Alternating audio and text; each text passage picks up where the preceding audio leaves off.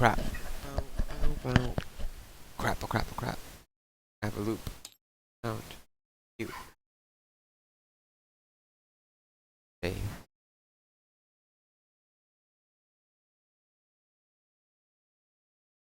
Alright, let's post on the Facebook.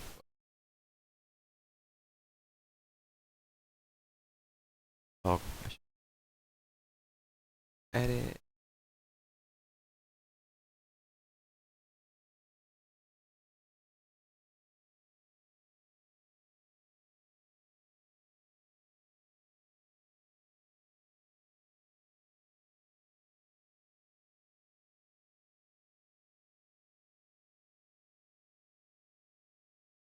Oh, oh.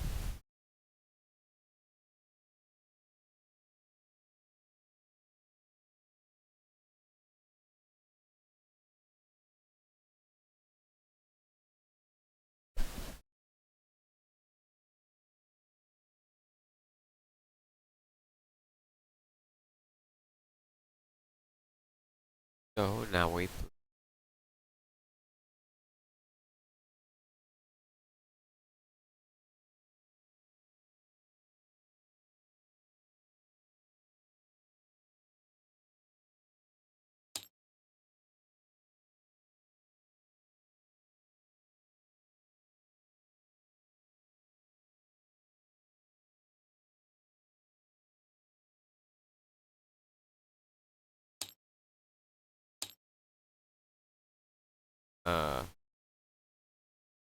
almost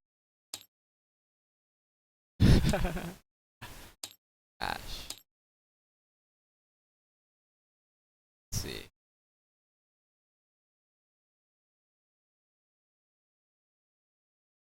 Oh,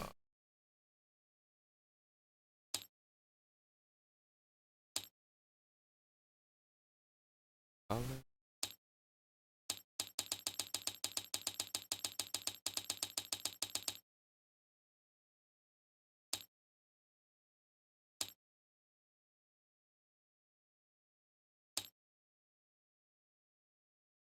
I did it.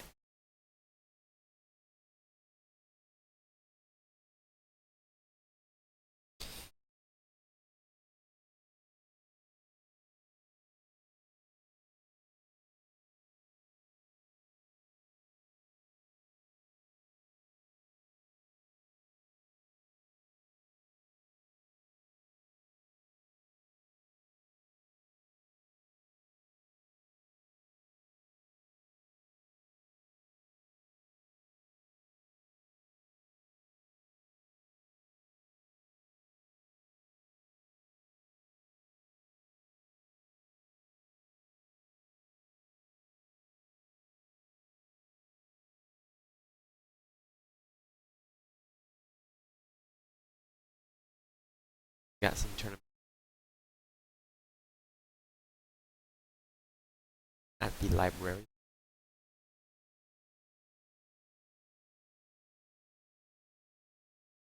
Peony. What?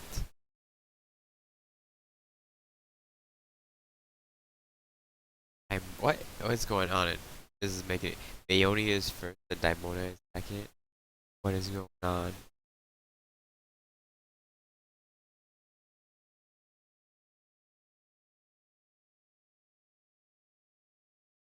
What is? I'm blown.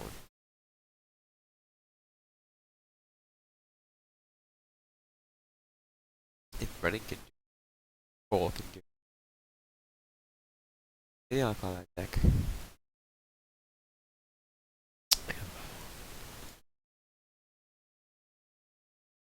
Do it.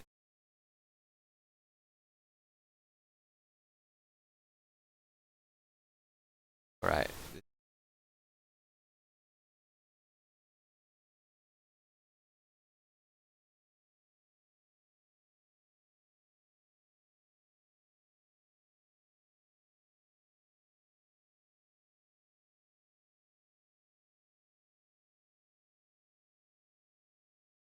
Probably needs other bombers.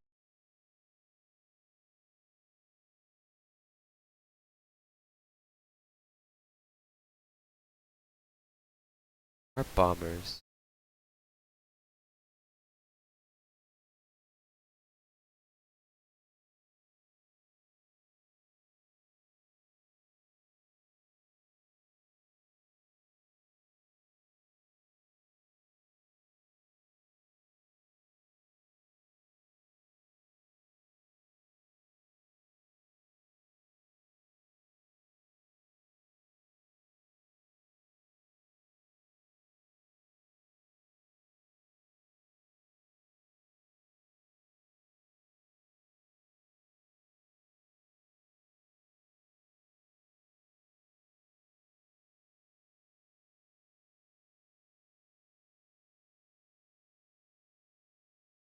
Now I gotta get rid of 4.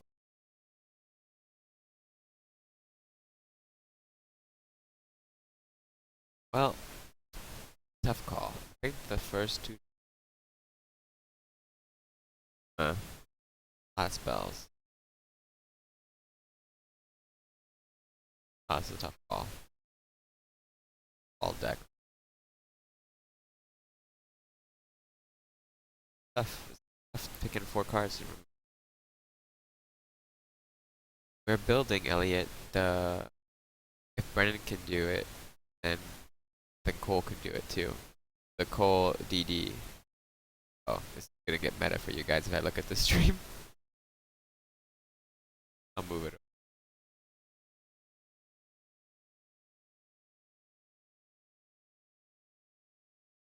Okay, so I got 4 extra cards. I think I want these. I want everything. I can't have everything. It's gotta go. We're gonna start ditching one of.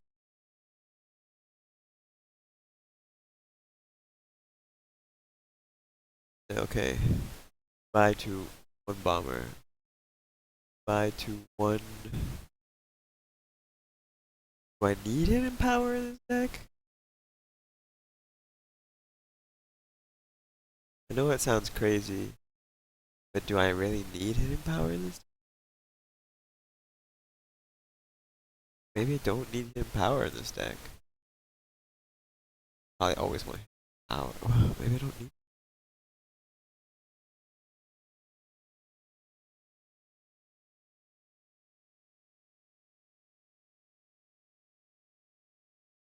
Elliot, help me pick. Help me pick the 4 cards.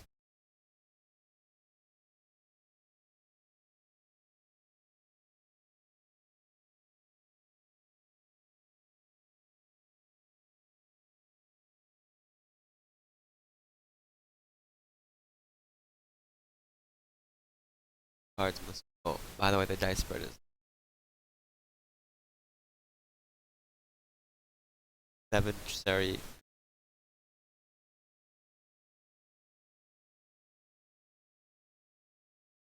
It's a tough choice.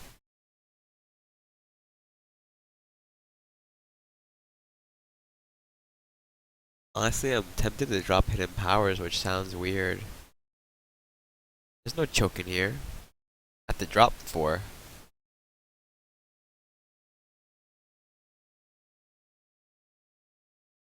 And to lose 4 cards. Yeah. No, adding cards is easy. Dropping 4.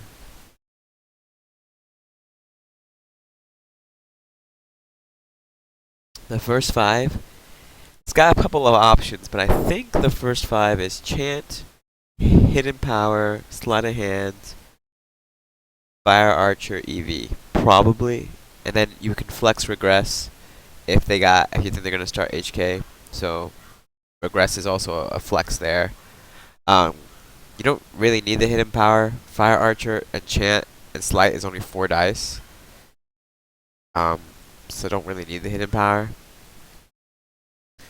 The hidden power spot is flexible.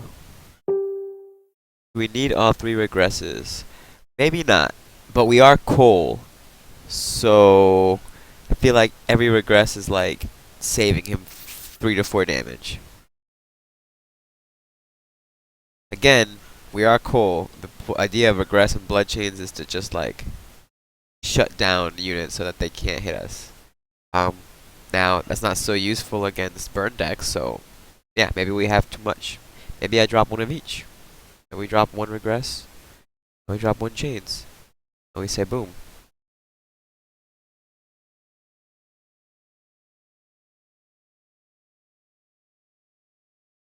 Or would we just rather have, yeah, well, we could do that.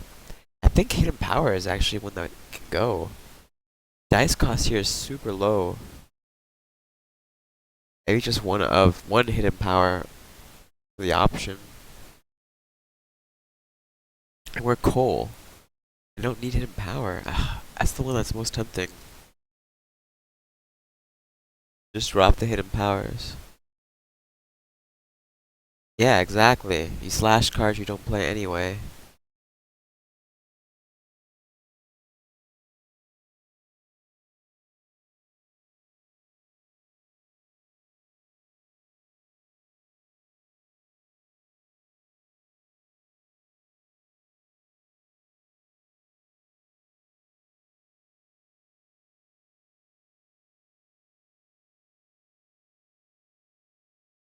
So, I don't know, do we need the hidden power?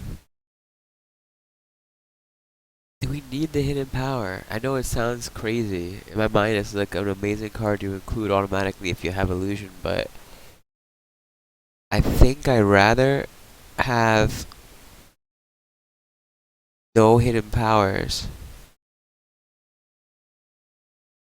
Right. Hidden power is like, okay, I'm gonna use this to exhaust. Do you want that? I don't know. Maybe not. Have to see it played.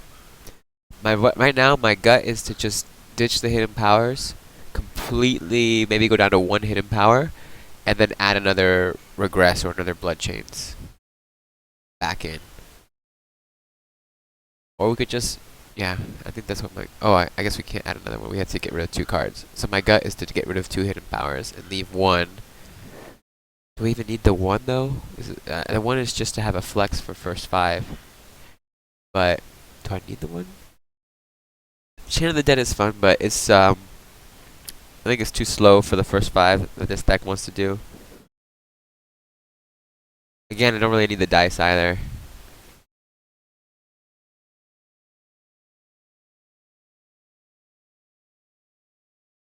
I think the one is good to have. It's nice to have. That's 30 cards.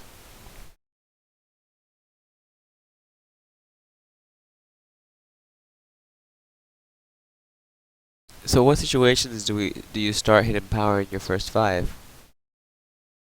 Um,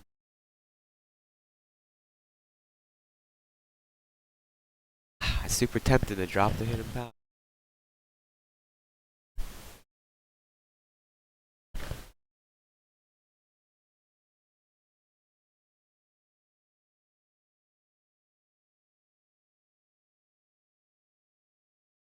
True.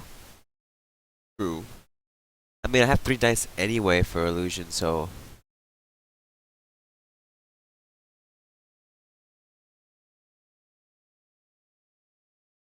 yeah, that's true.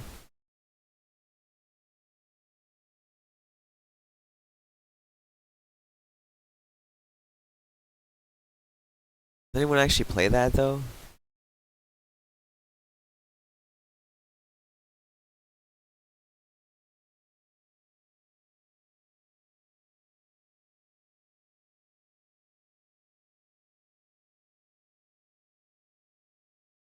Yeah, I think the one hidden power is nice.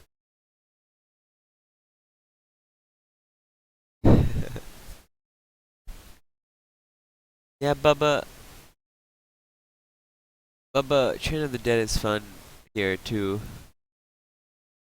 I just find that I like the card, the idea of the card. It's just hard to use effectively. I mean, you pay 1 dice to get 3 later, so you gain 2, but you have to have a bunch of stuff die. It does really fun stuff though. It makes your opponent think a lot. Sleight of hand is draw 3 cards, and what you're trying to do with sleight of hand is you first 5 it, and you're trying to draw into a You know what? I never even noticed in this picture. That's why it's called sleight of hand. Look, his hand's like whoosh, and a sword comes out. I just never noticed this here. I always just thought he was just standing here with his sword, and wow.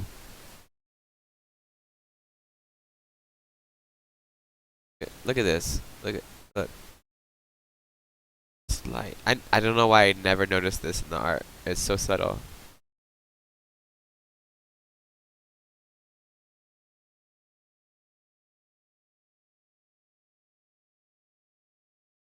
Um, but yeah, the sleight of hand is for trying to draw into another chin of revenge, um, or another.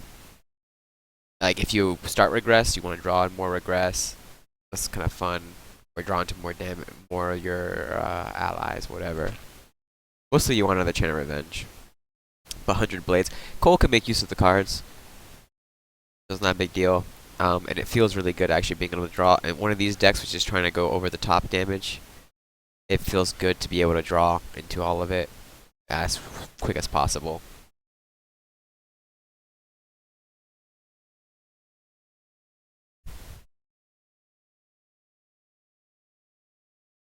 Yeah, that can be fun.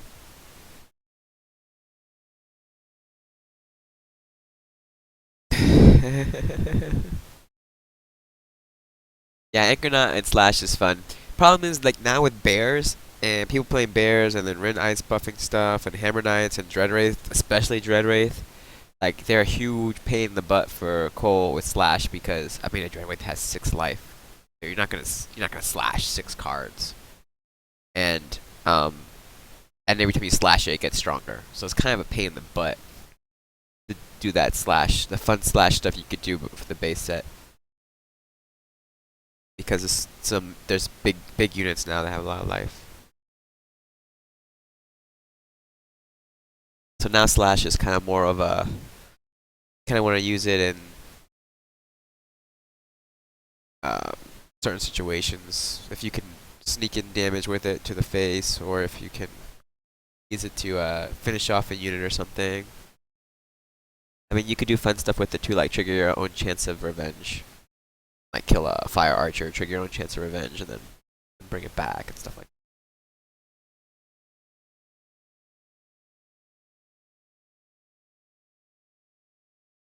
that. I mean, I'm playing Cole in this version because I made it ready for Brennan, but I like to play Cole, and I like 100 blades. Also, 100 blades does all this damage and lets you draw a card, so it's a little bit more direct damage. And it lets you draw a card, which is you're drawing into more chance, right? You're trying to draw into more of that direct damage faster. So sleight of hand, 100 blades, get into that stuff. Bomber feels weird here, but I like the bomber 100 blades combo. But I think bomber is kind of a misfit. Everybody else has a purpose. Like archer and snipers are trying to burn face quickly, and then Evie is there because she's free, and you can bring her back and play her again to protect you and to trigger chance and final cries. Crimson Bomber doesn't really fit. So what about those 3 new PBs? Let's go look at them. Um, Plaid Hat Games.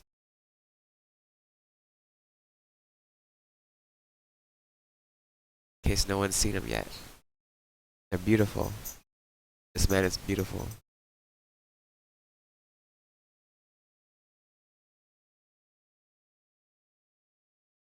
So you got Leo Sunshadow and Victoria Glassfire. You'll see 6-3, 19 life, 5-4, 18 life. Summon Glowfinch. Light action. Exhaust. Basic die. Place a Glowfinch conjuration in your battlefield. Flower to beg forgiveness. Kiss to preface bloodshed. And Shadow Spring. Side action exhaust. 1 power illusion. Select 2 dice in your exhausted pool, place them in your active pool on a side of your choice. Basically, it's like a hidden power. Ish. I mean, this is a wolf die instead of a class. I'm not crazy, just enthusiastic. Then we have Orrick.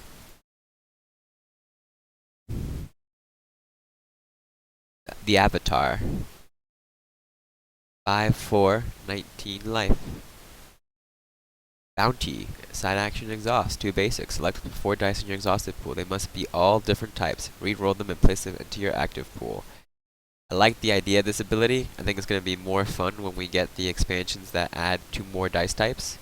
Because then you're going to have more combinations you could play. And then this becomes very, very good. At least that's the thought. And then you get the Gobi Sun Shield. 4 basic is heavy. It is a 2-5-3 recover. Wow, 3 recover. Wow, I didn't even notice that. Do not place an exhaustion token on this unit as a result of its countering. That's nice. This thing dies to Hammer Knights though. Like, Hammer Knight just kills you. But 3 recover is nice. 3 recover is pretty nice. 5 life. That's a lot.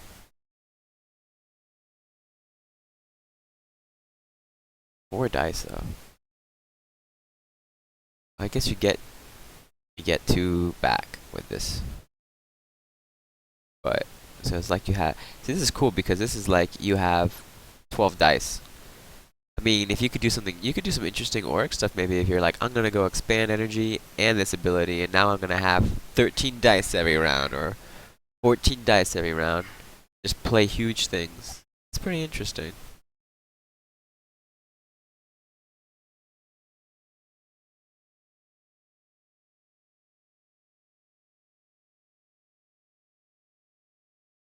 It's very interesting.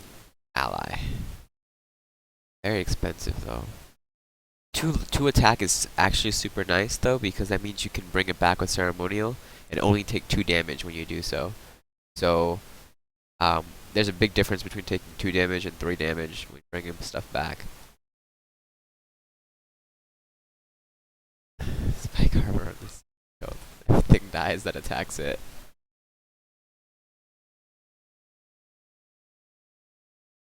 So sun shields are defensive though. You need a win con. I don't know if that's a hypnotize. Maybe it's hypnotize. Because sun shields are gonna stop your opponent. If you get a sun shield with spike armor out there, your opponent's gonna be like, okay, well I'm just not gonna attack. I'm gonna wait till I have an answer for that guy. Blood chains or something. So you need to be able to pressure still. So you gotta be milling them, or you gotta be killing their unit. You gotta be doing something when you're behind this wall. I don't know if you hypno in. Maybe you hypno in. Because these guys can be massively grown. You can put in massive growth on them with attack of 2. Comes 6, 9.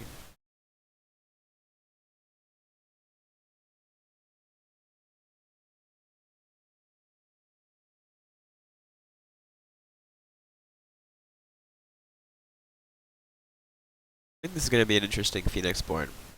Don't think I'm going to be playing them until after the other expansions. The new dice come out. I think when we have 6 dice types, it'll be, and more basic cards, I think it'll be super, super interesting to play.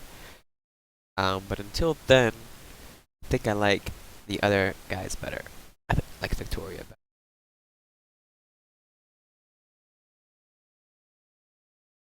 My favorite one so far. But look at this guy. Look at those abs.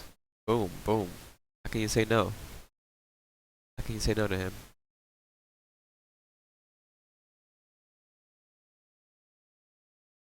Look at his little glowfinch here.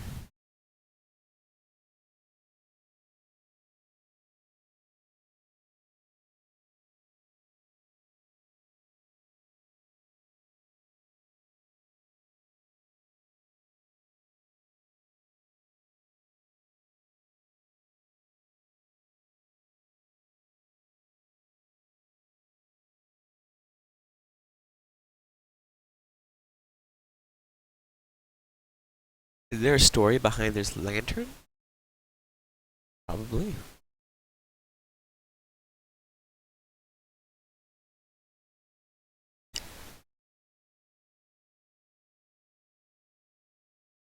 I want a Victoria card. I already want an all art Victoria where she's like super crazy. Like here she looks just like fun and crazy. I already want one where she looks scary crazy.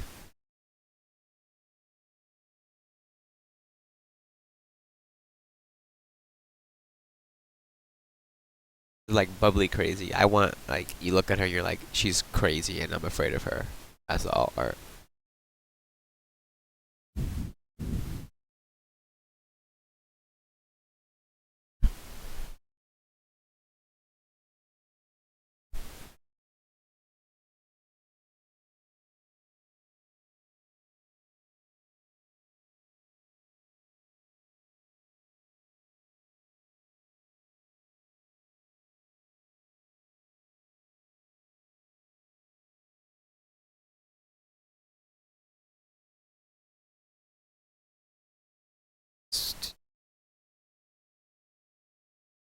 Glowfinch predictions. Let's hear the Glowfinch predictions in the chat, guys. I know what it does already, but because I got a sneak peek at Tulsa. And I will say that if you don't know what it does, um, you have a 0% chance of predicting what it does. I'm gonna call that right now. You have a 0% chance of being able to predict what it does.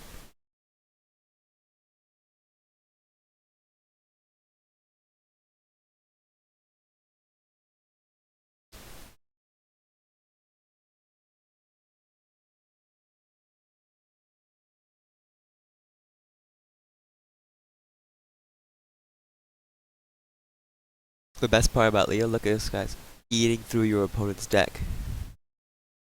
Mill cards. Mill support. All you mill players are gonna get some extra tools, some toys.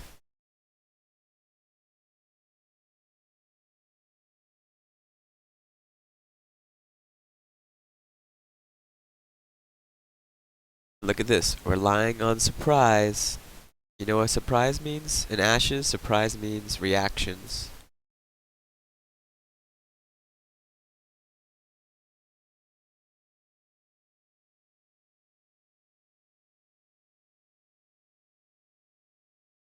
Glowfinch is the Bubba Glowfinch is the conjuration that is tied to Leo's ability, summon Glowfinch. It's this little thing here.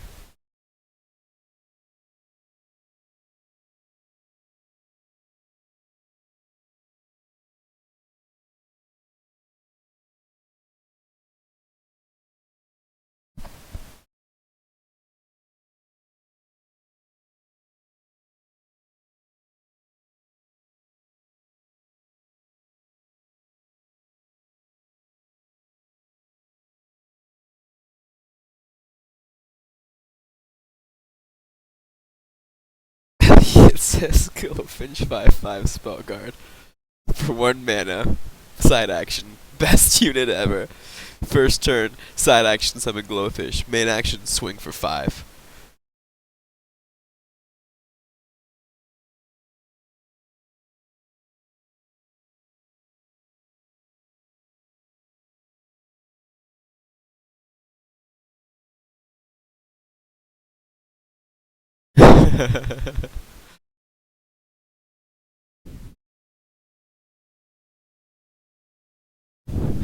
Main action, wipe the board.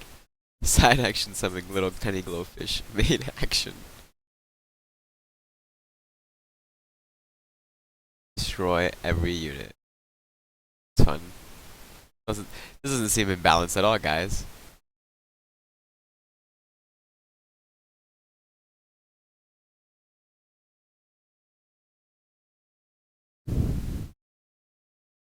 Oh, so his Phoenixborn card will be bring Glowfinch forth. What does that do? Reaction after you attack with Glowfinch, play this card. It gets +5/+5, unexhaust, and attacks again. 1 basic die. It's really good at balancing Ashes.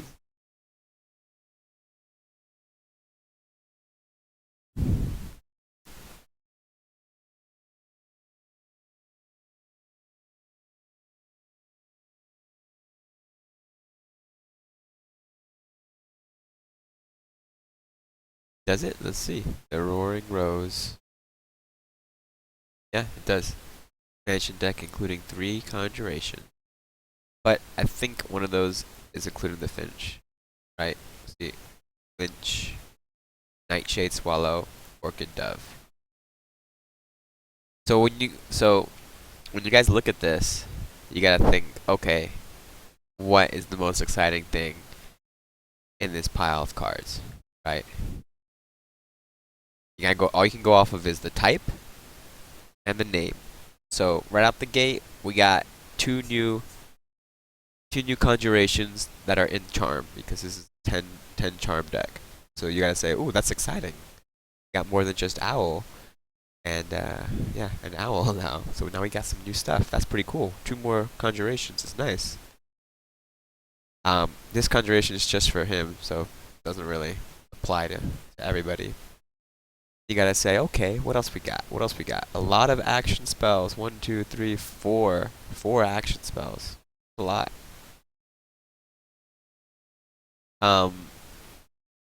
We got reaction.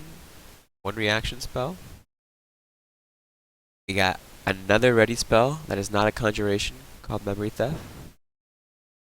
And we have an ally. Now that's cool because until now there's no charm only ally. The allies that you can play with just charm dice would be basic dice only. So this tells you that there is an ally that is strictly in charm, which is cool. And it's called a Beast Tamer, which is a badass name.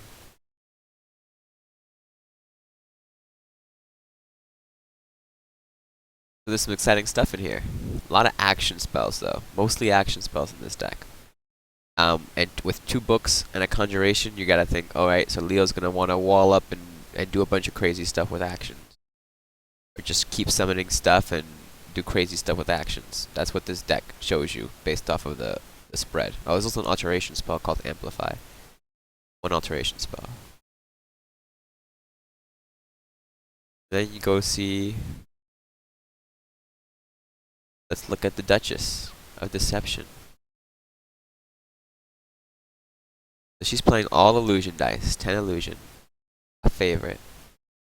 Let's see what she's got.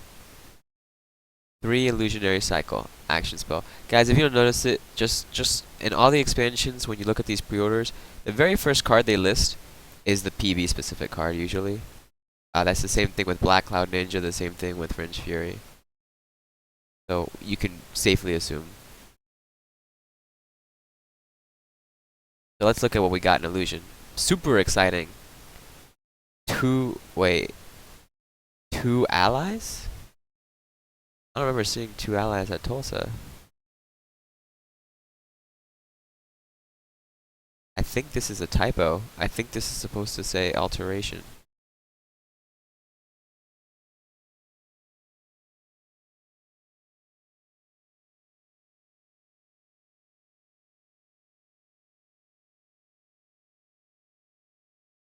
I think this is a typo.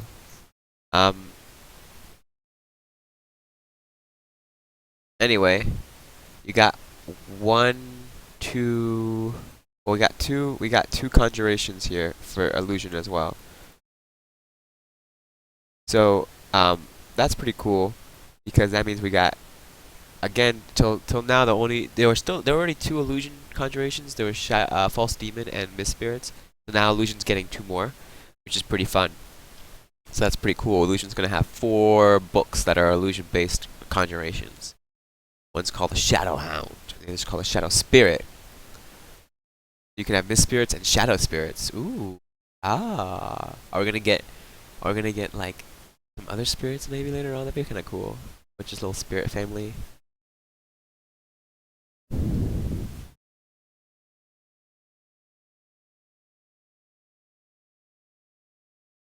Oh, so Rising, do you wanna learn how to play this game? Do you have Tabletop Simulator? Or because I'm waiting for a game. I can play this game, see? Waiting for Challenger. But I need someone to play against.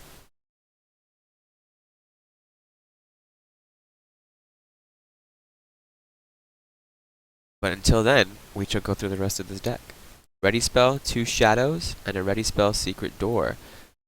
So we got 4 ready spells in this deck. 2 more ready spells being added to the roster for illusion dice. That's pretty cool. Now look at all these reaction spells. 1, 2, 3. 3 reaction spells in this deck. That's pretty crazy. A lot of reaction spells.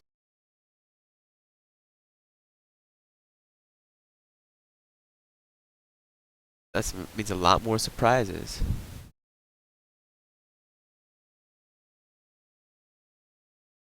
Alright, Rising, let's do it. Jump onto Tabletop Simulator and then look for the game. I believe my game is called Ashes Livestream. I guess I have to explain how to do that since it's your first time in Tabletop Simulator, so I'm going to go through it. Alright, when you want to play a game in Tabletop Simulator, you get to this screen. Do is you go to multiplayer, bam, you go to server browser, bam. Then what you want to do usually is sort by game. So you go here and say game. Then here it'll list the games in order, and then you want to go to the A's and look for Ashes. Right now no one's playing Ashes. I'm going to create a game though, so it'll show up here. Make sure you don't have the hide locked checked, because then my game won't show up. Usually, we make games that are password protected so nobody can come in and just flip a table, because flipping a table is a button in Tabletop Simulator. And it's really funny, but it could be really annoying if someone just came in and trolled you. So I'm going to host a server, call it Ashes Livestream. The password's going to be capital T, capital S. So look for a game that's called this in those servers, and then put in this password exactly here. It is case sensitive. So I create the server. You don't have to use a mic. There is a text box here. So if you push enter, you can actually start typing in this bottom corner. I'm typing. And then there's like a little funny sound is made and it shows up here. Mics are just easier to communicate, but you don't need one.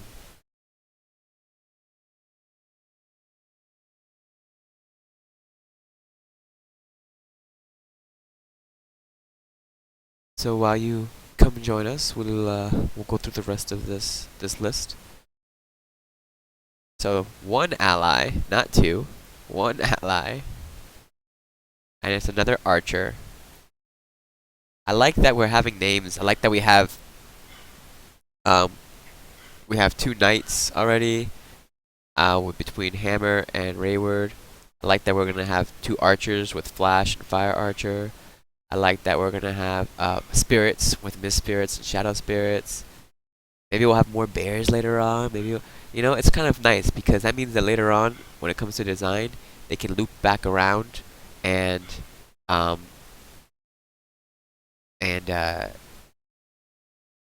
let's just call this Sun Shield. They can loop back around and say, okay, buffs knights or buffs spirits or and what have you. So it's really fun to have that design space open because of that.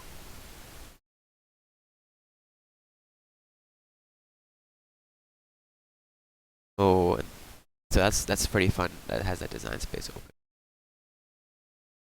I'm excited for it anyway.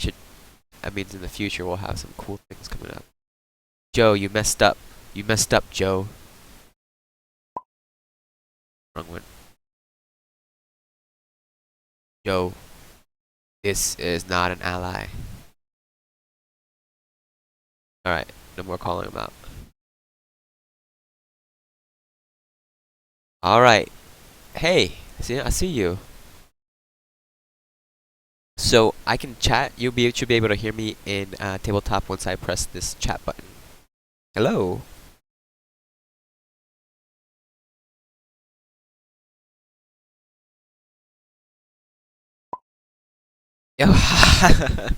So, I'm not gonna bother chatting in this thing if you're just gonna listen to it on the stream.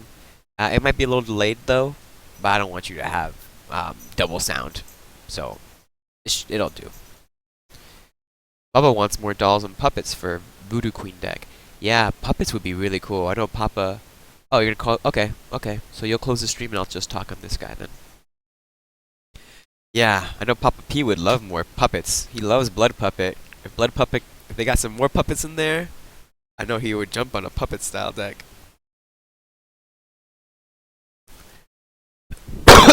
Oops, excuse me, guys. Hey, so have you played Ashes at all yet?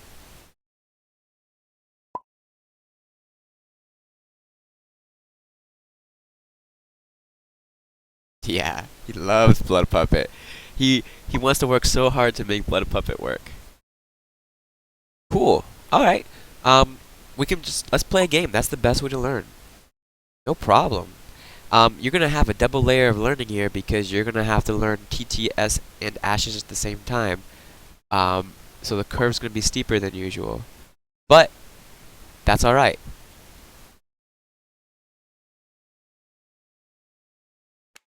This is a phase of play card for reference if you need it. In TTS, so one of the first things, if you mouse over something and hold the Alt key, it will magnify it for you. So then you can read it more closely. Yeah, it's nice. The other thing is changing sizes. So if you don't want to magnify all the time, if you mouse over a card or if you like select everything, you can push the plus or minus keys to grow or shrink the card respectively. Actually, you can do it to anything. You can do it to dice, tokens, whatever. You just hold your mouse over it, you don't click or anything, and then you push the plus key. And it has to be along your number keys at the top, not on your number pad.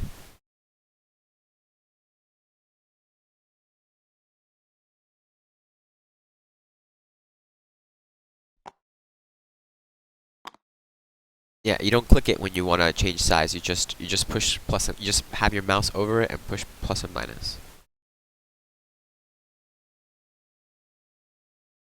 We're gonna be doing some pre-cons today, Bubba.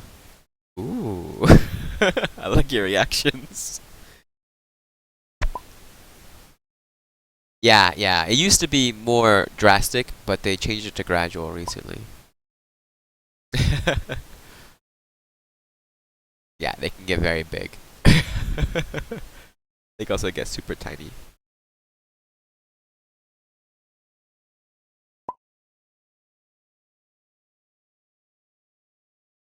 Alright, other basics of TTS.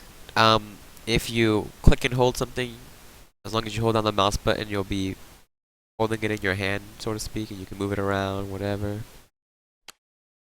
When it comes to dice, let's grab some out here. So things in bags in TTS, you can pull them out by mousing over the bag, left click and hold left click, and then drag out. Yep. And if you want to grab more than one at a time, you left click, you hold down the left click button, and then you right click, and every time you right click, you'll grab another die. You can do that when picking up multiple things anywhere. So if you wanted to pick up multiple dice, you just hold left click. Yep, you got it. It doesn't have to be all the same thing. You can pick up a die and a card and a token.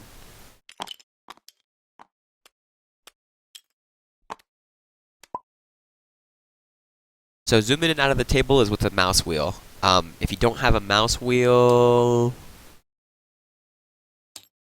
yeah, use the mouse wheel. If you don't have a mouse wheel, I don't remember how you do it because I have a mouse wheel.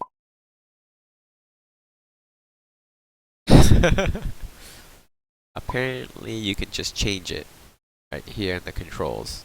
You can go to oh, okay, you got the mouse wheel. Good, that's the way to do it.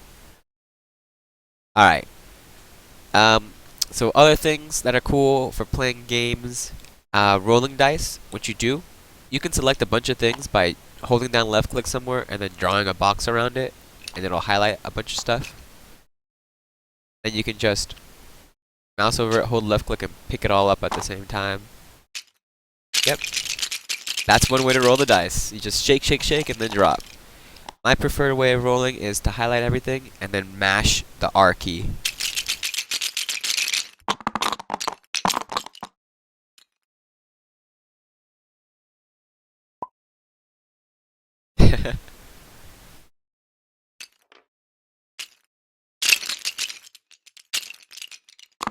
Yeah, and there's some physics in here, so you could actually toss them. Oh, crap. Don't do that. Alright, you can actually toss them.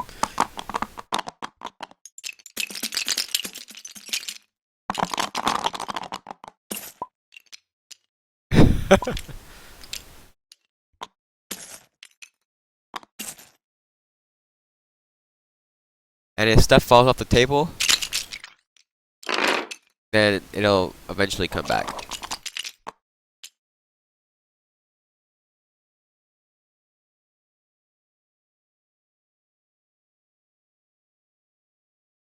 Alright, so on this setup in Ashes, there are these player reference cards, there are these dice ability reference cards, and then there's all the pre-constructed decks, plus the promo Phoenix Borns. You know what? This is Tabletop Simulator. I'm not sure why this thing doesn't have the pre-con decks for Daimona and Lulu just built out right next to him here. It's not like there's a physical limit on cards.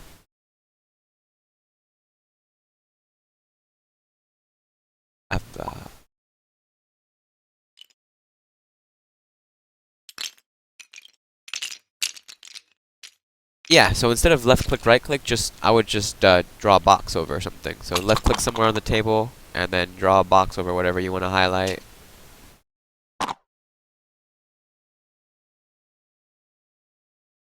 Ooh, yeah. I gotta show him to flip the table. I'll show him. Alright, so there's a button at the top of your screen that says flip table. Go ahead and push it.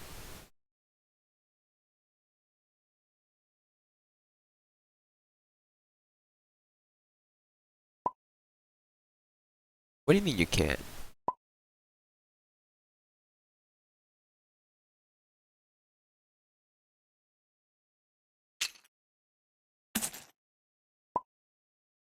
I did it. I put all the dice in here.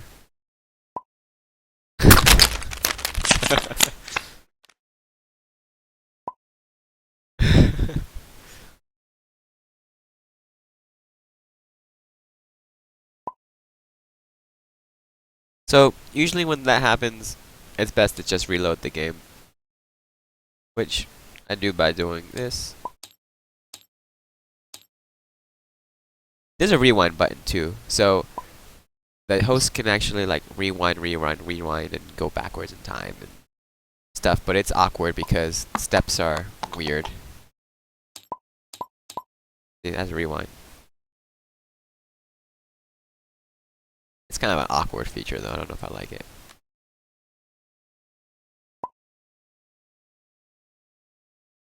I know that. What else is there? Oh, drawing cards? Well, it's actually easier to explain other functionality while we play the game, to be honest. Because then it comes up there.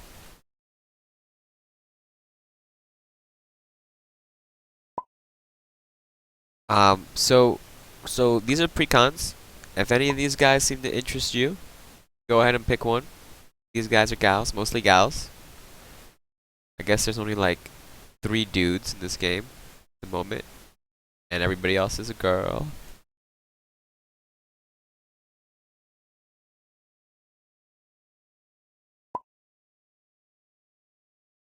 That's crazy, man. I just realized that. There's only 3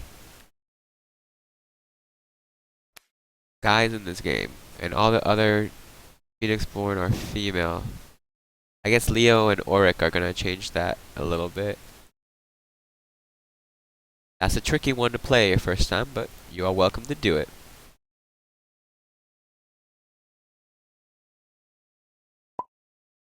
I don't know what deck I should play. What is the best deck do you guys think here in the stream against this for teaching? It's his first game. I don't know what to play. Do I play Mayoni? That seems like it would be kind of fun. Okay, so rotating things. Put your mouse over it to highlight it, and then push E and Q to rotate.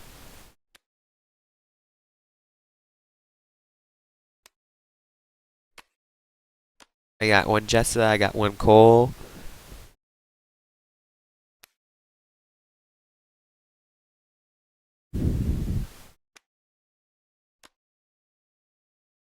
Oh yeah, yeah. Jessa wouldn't be right. Cole might be a good one to play. I only have 15 life. That might be a fun one. And I have rhinos.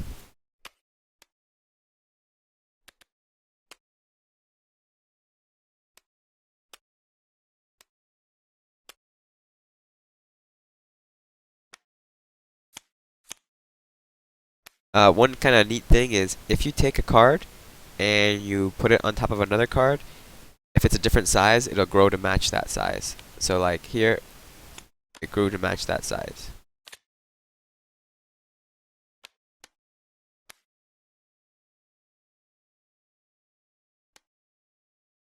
Yeah. Who 4545. There are no packs in the game. Everything is preset. There's no randomness in what you buy like in other collectible card games. Um, you get the base set comes with um, six pre-constructed decks and 6 Phoenixborn. However, that's just for you to get used to the game. Once you get used to it, you can start deck building. And deck building in Ashes is actually really open. There's a lot of flexibility, so it's pretty fun. The way the expansions come is they come as pre-built 30-card decks with a new Phoenixborn. And again, you can just play that card as is, or just the deck as is for fun, or you can use those cards to deck build. And deck building is really open in this game. The only restriction is you have to have 30 cards. The only restrictions are 30 cards and no more than 3 copies of a single card. And there are certain cards that are Phoenixborn specific, which have the picture of that Phoenixborn in the corner, like this card does. So you see in the corner here, it has a picture of Cole. He's the only one who can use this card. Other than that, there's no rules for building your deck. The other thing is you have 10 dice. Oh. Awkward, all the dice are gone. Here, let's reload.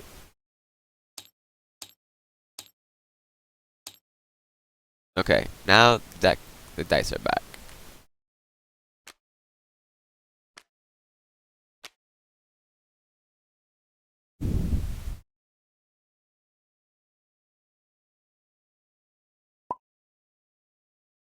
Elliot. Actually, I think they were all in the wound token bag. I could have probably grabbed them out of there.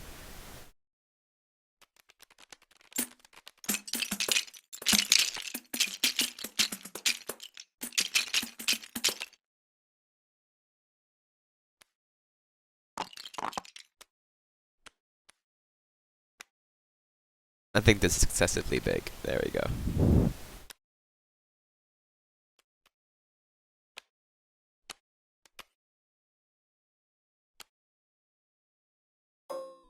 Whoa. My camera's in a weird mode.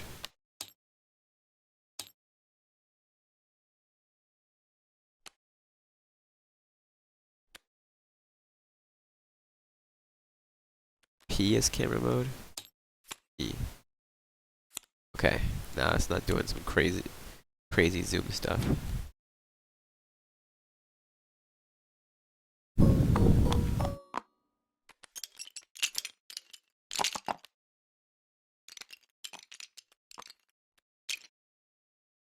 Yeah, so you can, and if you want to grow everything simultaneously like before, you can highlight it all and then use plus and minus.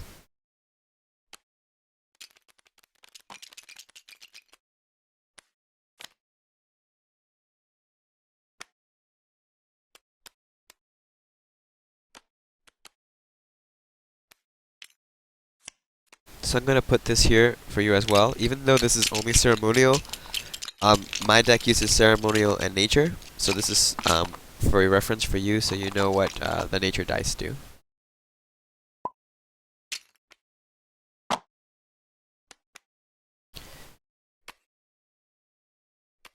Alright, so now the tricky part here, or one of the cool parts of Ashes, is you get to pick your first 5 cards.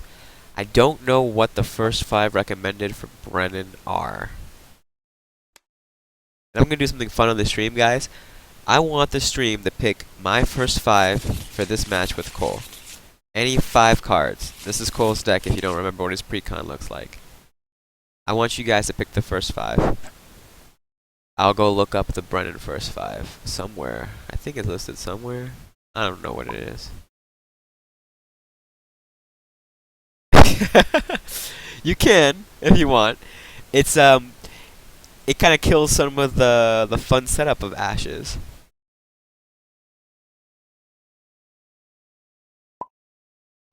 So what I would recommend, and so what the guys are saying in the stream is they recommend you at least take Summon Dreadwraith, Bomber, and Fire Archer. So in Tabletop Simulator, to search through your deck, you right click on the deck, and then you go to search, and you click search.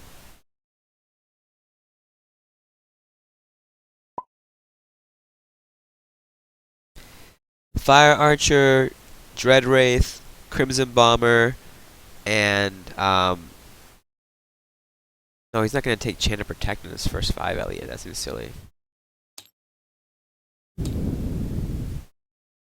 Maybe, oh, Chant of the Dead, you mean? Yeah, Chant of the Dead, maybe. And then maybe Regress. That would be fun. That's a fun first 5. Yeah, my bad. I forgot there were 2 chants in the deck. So to take them out of the deck, you just put your mouse over them, hold down left click on them, just as if they were a card, and then drag them out to the table. Or you can drag them to your hand. And your hand is this area here where your name is.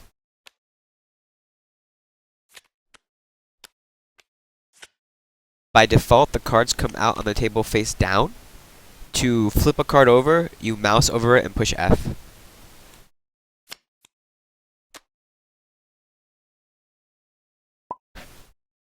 So, what's the first 5 am I doing, Elliot? Or anybody in stream, guys. You get to pick the cool first 5. And it doesn't have to be good. You can make it a silly first 5. Just have fun with it. Yeah, I explained that you can drag cards to hand. But you might have missed it. I'll go over it again. Every spellboard card? I like that. I like that. Rhino, Chant, Protect, Expand, and what's the last one? Oh, Strengthen. This is like the worst first 5 ever.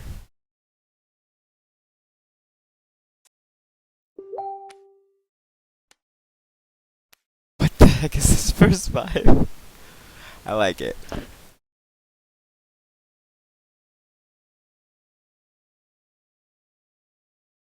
Best first 5.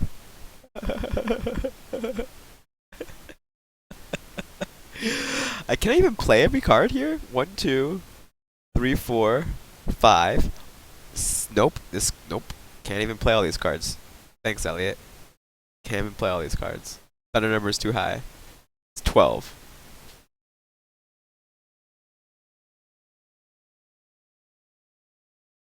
I mean, I can play them all. I just can't summon a Rhino.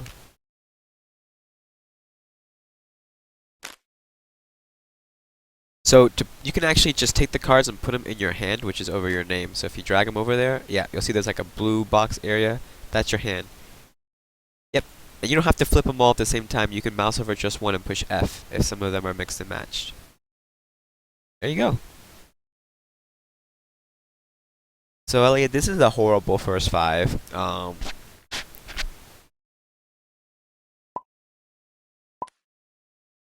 We ditched the Protect. Now what's my thunder number? 1, 2, 3. That's 10 dice. That's 10 dice. You know what? We just take... Yeah, that's 10 dice. We take Incarnate and slash him, I think is what Bob's thinking.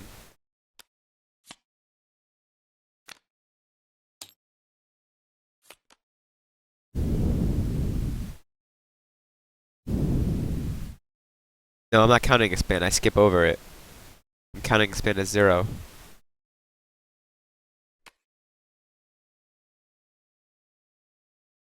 One, 2, 3, 7. It's 10. I can slash Ink or not.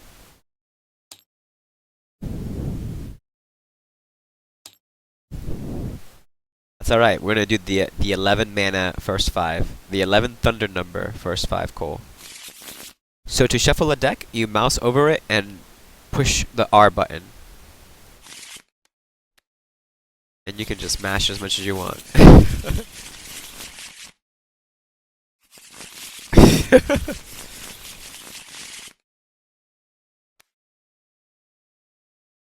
Now, we are ready. We each have 5 cards.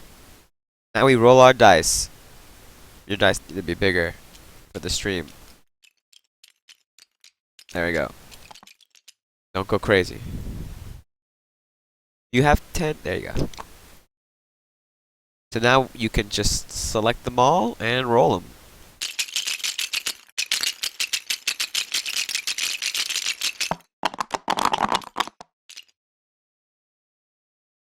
And then we count our basic dice. I have 1, 2, 3.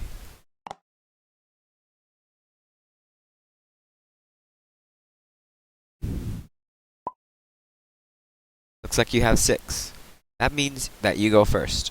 And regular ashes, whoever rolls the most basic dice goes first. If we roll the same amount, then we re-roll until one of us has more than the other.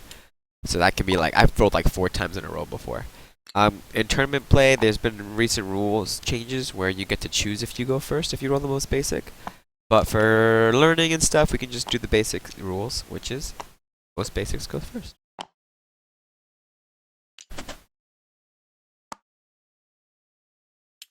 That's not a bad idea.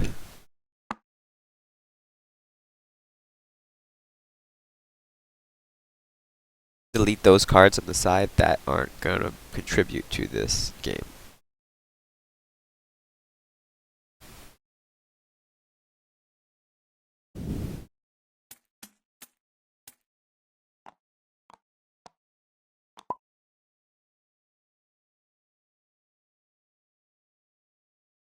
That's right. So, if we go through this player turn order, sure. We can go through these phases of play here too. So, you see, we did roll dice. Now we have the option of discarding any number of cards from our hand, and before we drop to 5. Usually, in the first 5, you don't do this because you pick your first 5 cards. So most of the time, you're not going to discard them to draw extra. But there's some fun stuff you could do in constructed play where you say, I'm just going to discard some cards right now, and then I get to draw a new one. Actually, that's kind of tempting to do. Just ditch this anchor now and draw another. Get that second rhino going. Sure.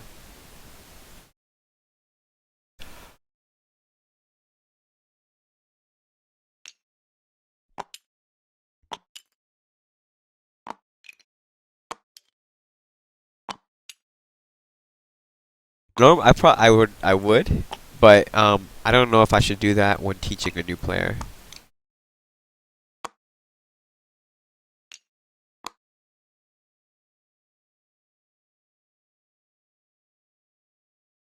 I agree, but I don't think I should do it. I think it's confusing for teaching.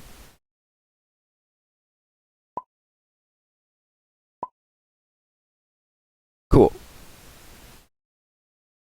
So, I like to organize my dice in tabletop because it makes it easier to see. One nifty thing you can do is if you mouse over a die, you can change the face by using the 1, 2, 3, 4, 5, or 6 number keys. 6 gives you the strong symbol, the power symbol of the die. 1 gives you a class symbol, like this symbol, medium symbol, and a 3 gives you the basic symbol. This is important because when you meditate your cards, which is a side action available, and I will get to that, you can change your die faces, and so usually you're going to be changing them to power. So it's good to know that you can push the number 6 key, and just go straight to that symbol.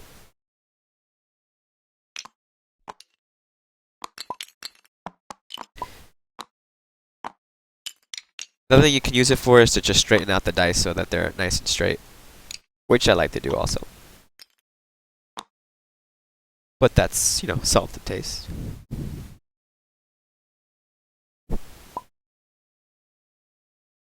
Basic is 3.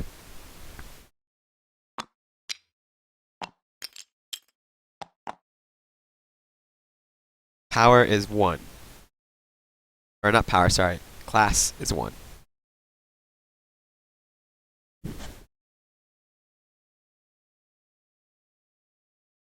Yeah, class is the medium symbol. Oh. There you go.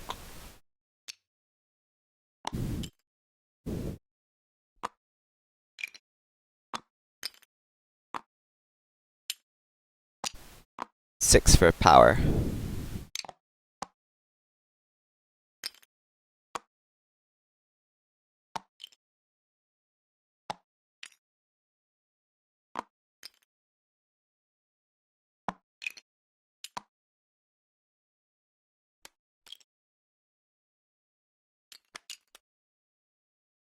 There you go.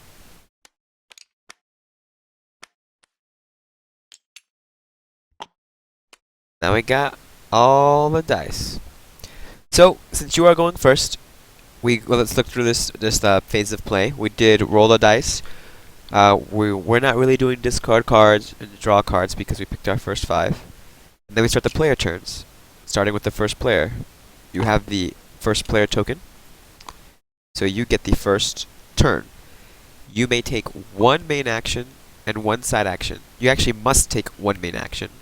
And you have an optional side action on every one of your turns. You can do those in any order, so you could do a side action first and then a main action, or a main action first and then a side action. And the main actions are pay a main action cost. So a main action cost is the symbol that's shown here on this phase of play card. It looks like a little circle sunburst thing. Most of the cards in your hand will have a cost. So as you can see here, it has that symbol at the top, which means that this card, for example, costs a main action and one basic die to summon. That's the most basic main action, and that's really what you do at the beginning of the game, so we can cover the other ones later on.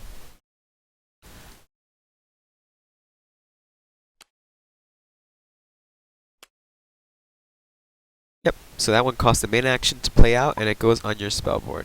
Yep. So this is a card that'll stay out here for the rest of the game, and you'll be able to use its ability on future turns.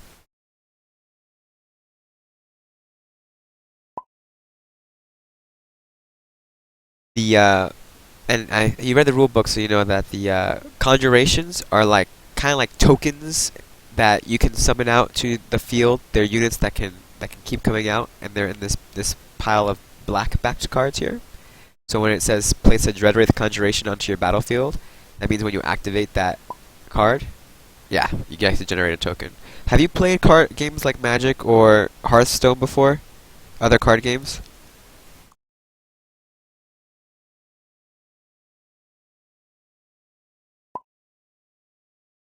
Okay, so I can explain this to you like a Magic the Gathering player or Hearthstone player. Cool. This is a token generator. Focus. So in this game, focus means if you have multiple copies of the same card in play. For example, this is referring to itself, Summon Dreadwraith. Later on, you might draw more copies of this card. When you play the second copy of that card to your spellboard, it's considered to be focused 1. When you play the third copy of that card to your spellboard, it's considered to be focused 2. A card that is focus 1 or focus 2 normally doesn't do anything.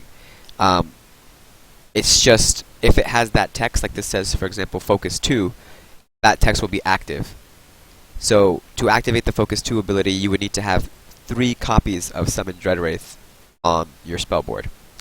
The other thing that focusing does is that it doesn't count against your spellboard limit. So if you look at your Phoenixborn, Brennan, you'll see that Brennan says spellboard 3 next to the 20 life. Spellboard 3 means that you may only have 3 cards on your spellboard. And you'll see that this card says Ready Spell Spellboard underneath the name as its type. So you can only have 3 cards on your spellboard. Cards with the same name on your spellboard don't count against that limit. So if you were to play another copy of Summon Dreadwraith... Oh, no problem. Oh, that's alright. We'll continue the lesson. That stinks.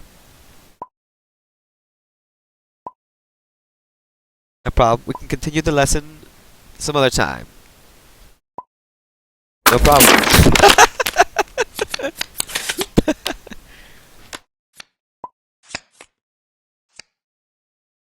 See ya. I think I was getting too heavy into focus so soon, probably. Just let it flow out for a while. I've had people before when I taught when they got confused with the spellboard counts. Well, no opponent. So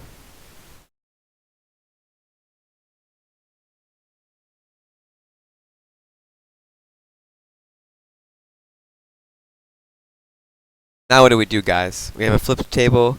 We have no opponent. We go work on this cold deck some more.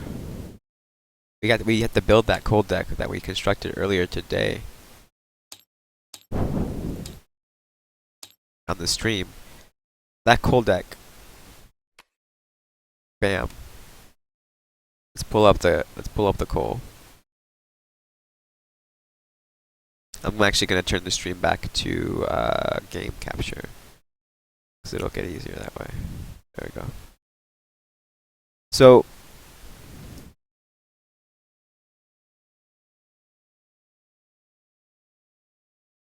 this cold deck had one sleight of hand. It had 3 storm winds. It had 3 fire archer and 3 bombers. And 2 regress. And 3 chants. And 2 blood chains. A lot of cards from Brennan.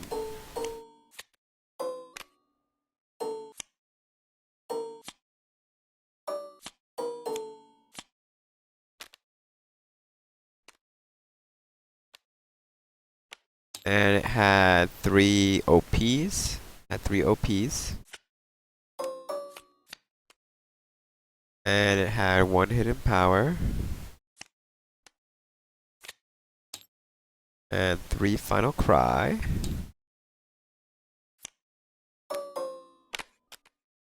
And 3 chance of revenge.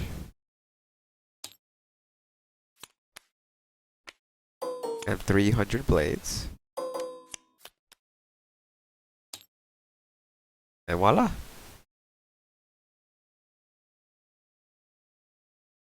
Finish speculating about Victoria.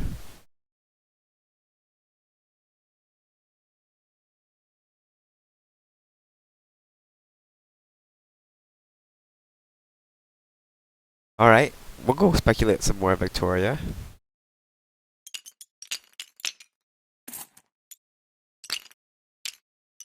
We gotta finish this build out though.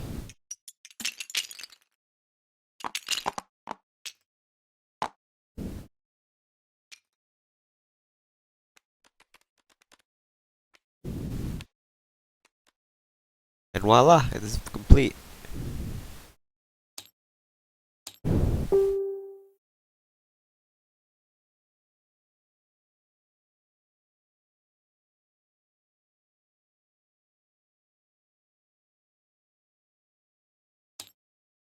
Alright, we'll go back to the good old speculation. So I saw the cards at Tulsa. I don't really want to know if I want to talk about them. I don't want to spoil the thunder of the guys at Plaid Hat for revealing them, but I can go off of the information that's available here.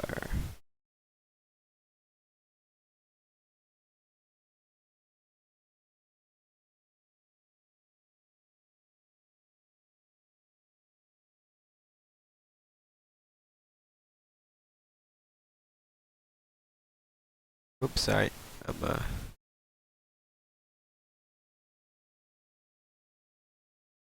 respond to Tim. He's tell him no problem, man.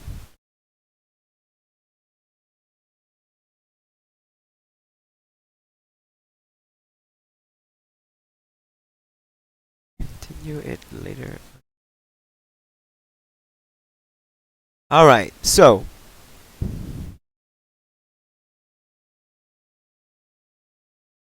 let's go back into this. Alright. So to be honest with you guys, from looking at the previews at Tulsa, I don't remember many of the cards and what they do. The only things I remember are, you can tell what cards I'm interested in because what card types I'm interested in because the cards that I actually remember from seeing them. So I remember the conjurations and their cards. I remember, uh, I remember the Phoenix Born specific cards. I remember what the allies do. Yeah, I'll pull up a. Oh, let me pull up the stream. Hold on. Monitor. There you go. Remember what the allies do. And oh, let me get what's his face also. Um.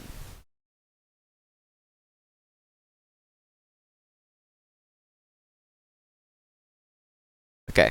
So I remember what the Phoenix Born do. I remember what their Phoenix Born specific cards do. I remember what the allies do. Both Leo's ally in his deck and Victoria's. And I remember what the ready spells and conjurations do. Other than that, I don't really remember what cards do. Some of them I do. I remember the alterations as well. But a lot of the action spells I don't remember. I don't remember what this one does. I don't remember what this spell does. I don't remember what memory. Oh, I know what memory theft does actually. I know what that one does. I don't remember what mind probe does. I don't remember what remorse does. Actually, I think those are the cards I don't remember. I don't remember these three. Or these. Well, this spell, mind probe, and remorse. I don't remember. And change psyche. I don't remember that either. And if we go over to, I remember anguish. I know anguish. I told you. I know. I remember what the Phoenix Born specific cards do because that's the first thing you look at when you evaluate a Phoenix Born. Is you look at their stats, you look at their ability, and you look at their unique card. That's just it. So you know what they do because that's how you evaluate whether you're going to use them or not. Like when I saw Victoria's ability and stats, I was like, I'm probably going to end up playing Victoria. I feel like I'm slowly climbing up the ladder in terms of Phoenix Born life values that I play. Because like I started playing Cole at 15, and then I moved to Rin at 17 life, and then Victoria at 18 life. So like just a little bit. What's my favorite card that I don't remember? I think Remorse. Because I remember it doing something fun. But I don't remember what it does. So... And Victoria's deck, I remember what Body Inversion does. I don't remember what Figures in the Fog does. I have no idea. Particle Shield I do remember. Actually, I don't remember Secret Door. I know it had something to do with... Yeah, I know it had something to do with something, but I don't remember the exact stuff it did. And actually in Victoria's deck, you can tell I was more interested in Victoria's deck because I remember everything except for Figures in the Fog and Secret Door. Also, Leo's deck, guys. If you don't like reading, Leo's deck's not for you because the cards in this deck are like walls of text. It's ridiculous. That's why I don't remember any of what Leo's cards do because I was like, this is just too much text.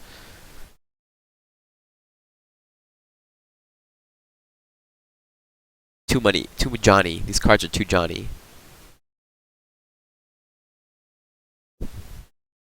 I don't know if you guys can see it well on the stream. Zoom in. There you go.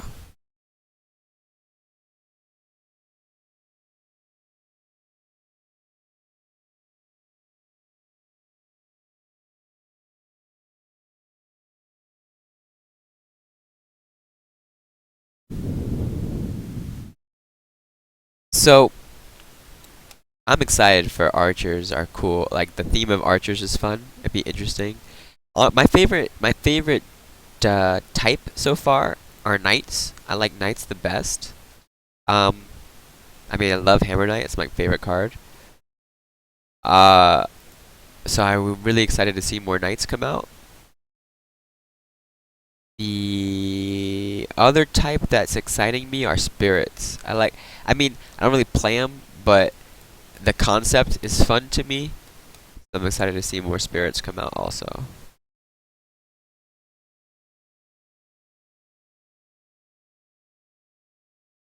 And what other thing have we seen more of have the same sort of like theme name in them?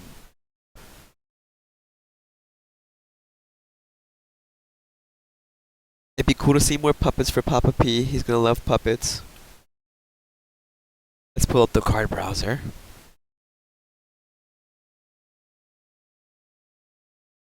And let's look at type. Well, oh, we have a blood archer, don't we? There's actually already another archer, guys. We forgot all about the blood archer. So there actually are 3 archers already. Well, with the addition of the flash archer. Yeah, the blood archer, the fire archer, the flash archer flashes you when it comes into play. That art's really risque on that one. And the honorary sniper. Oh, it'd be cool to see more dancers. Man, you know what? That'd be the coolest thing to see, is more cards that are dancer types. Because they would have abilities side. I imagine they all would have side action abilities of some sort. And that'd be really cool to play in Daimona.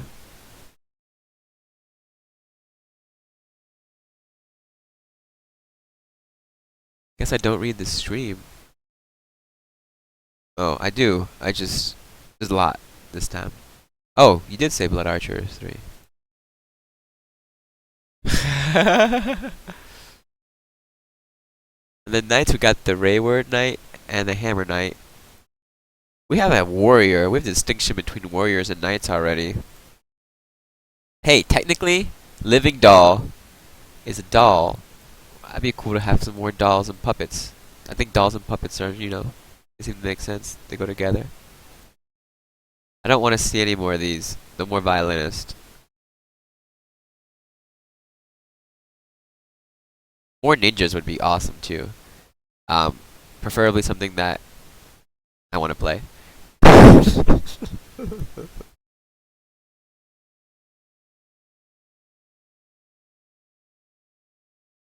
The Vorthos in me wants there to be more ninjas, because ninjas are cool. And the Spike in me doesn't want to play ninjas if they're bad.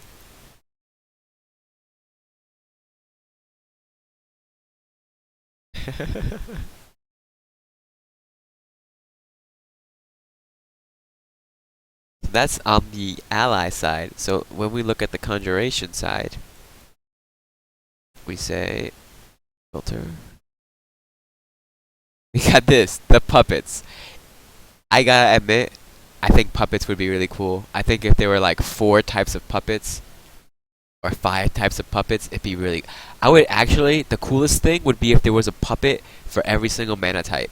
That would be really awesome. If there's like a ceremonial puppet, a nature puppet, a charm puppet. It might not fit into their mana types in terms of theme, but I like the concept of like a color array of puppets is fun.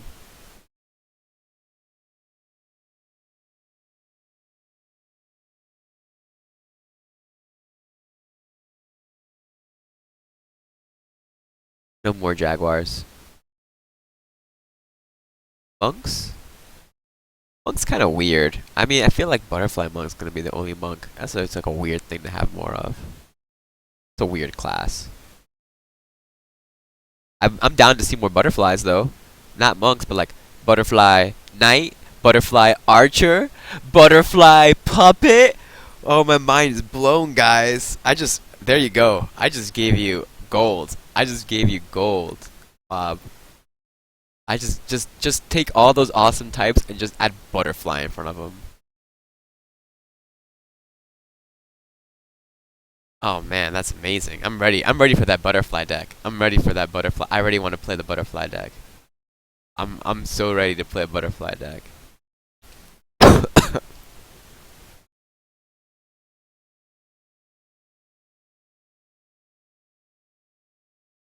Papa says, Illusion Puppet. Exhaust one of your die when you take another main action other than pass. Like poison but as a puppet. That's kinda interesting. That's a scary puppet. And all the puppets have self-inflict.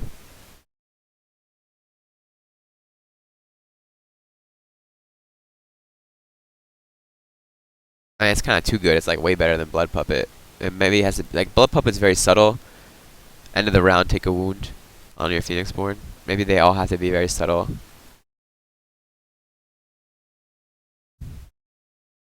start of a round exhaust a die for illusion puppet. That's kind of interesting.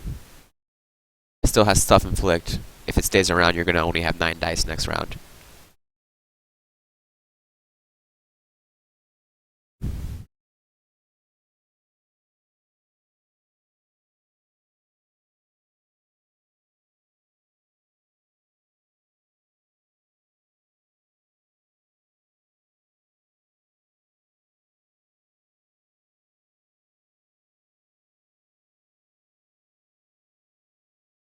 Man, I want those butterflies. I want the butterfly army. Demons, I think we'll see more demons later on. That'd be pretty cool. Wraiths would be cool too. Just a class of like big dude. Like Wraith sounds like a big dude, a big creature, a big unit. So Wraith can be a class of stuff that's just got massive life. Bears. Let's not make any more bears for now. Yeah, let's not. Let's not make any more bears for now. Probably. Gilder. I can't work with that. Ice Golem. Yeah, I could see more golems. Golems would be pretty cool. I think golems would be pretty cool things to see more of. Um, for sure, for sure. This is also a super interesting ability, Skinmorph. I wonder if more units will come out with this. If more units come out with Skinmorph, it just helps Rin a lot, which is very interesting to me. I like Rin. It's an interesting, it's a very interesting keyword for sure. Rhino? Yes. Yes, please. More rhinos. Ice rhinos. Mist rhinos. Butterfly wraiths. Butterfly wraiths sound awesome. Butterfly wraith sounds awesome. I would play butterfly wraith. I would play it. Wolf? Yes, please. I would like to see more wolves too. Wolves would be pretty cool. Obviously, we're getting more spirits now with Victoria because we're getting the shadow spirit. So, I like spirits. The art for spirits is awesome. I mean, I know some of you guys haven't seen the art yet for shadow spirit, but it's awesome. So, more spirits just for the art at least. Raven. I'm not big into birds, so I mean, I'm okay with just having different bird types, not necessarily all be ravens. So I don't really care about the raven keyword. Snake? Well, yeah, snake would be cool. Snake kind of reminds me of Sliver in Magic the Gathering, if you guys ever played that. Like, more snakes would be pretty fun. I mean, they don't have to work like slivers, I'm just saying. Thematically, they look like kind of ish. Slivers kind of look like snakes.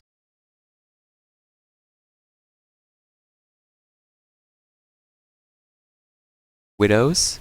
Widows would be super interesting. Not just sleeping widows, but like more widow types. Sleeping widow implies that it's a reaction. So you could have other widows that aren't reactions. Very interesting. Widows would be kind of interesting. I mean, spiders are kind of creepy though. I don't know if Fernanda likes to draw spiders.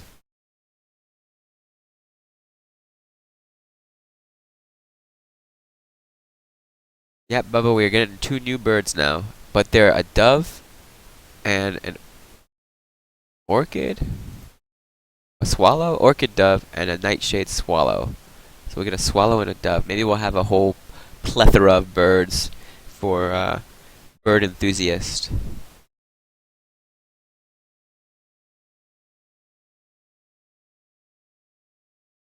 And owl.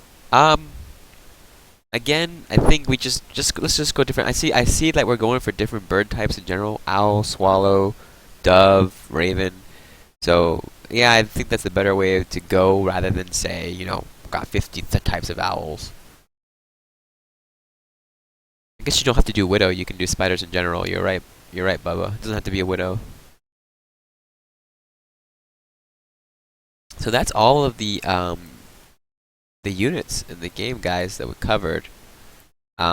Is there another type? So we covered the last name, than the noun description of the unit.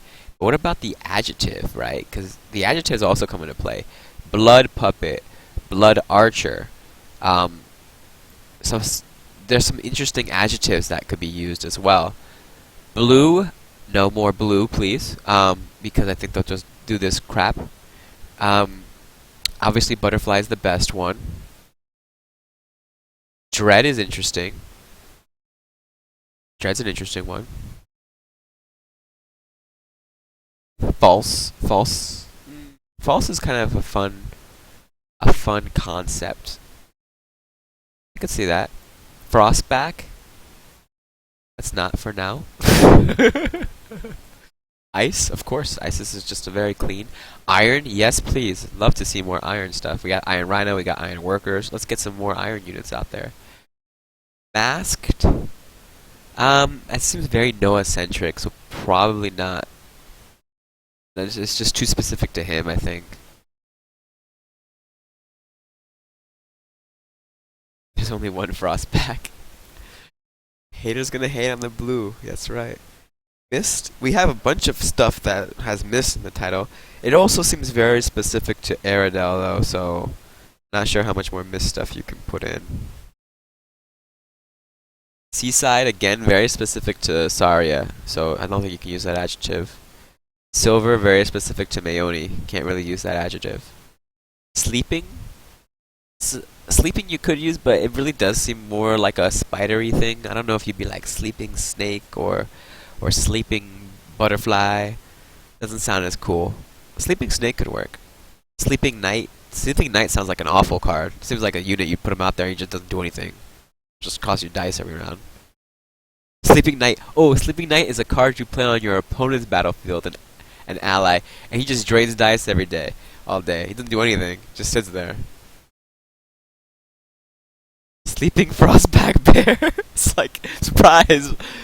Summon a Frostback Bear out of nowhere. Three-eyed.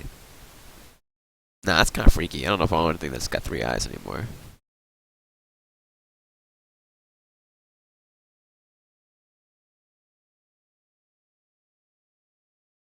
You know, I would like to see. I know it's technically not an adjective because it's all one word. I would like to see more anchor stuff. Anchor Knight, Anchor Ninja, Anchor Wraith. Just like a team of anchor throwing, like a team of guys with anchors on them. It doesn't really make sense, but it's kind of funny. I really would appreciate it. Just anchor stuff. Ninjas, yes. Again, Black Cloud is specific to Brennan.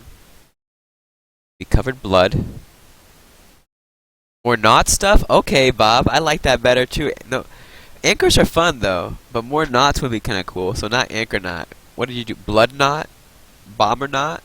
Bomber knot. Ooh, dreadnought. Yeah, dreadnought, of course. Dreadnought's a great one. I like bomber knot. It's kind of fun. Remind me of Bomberman.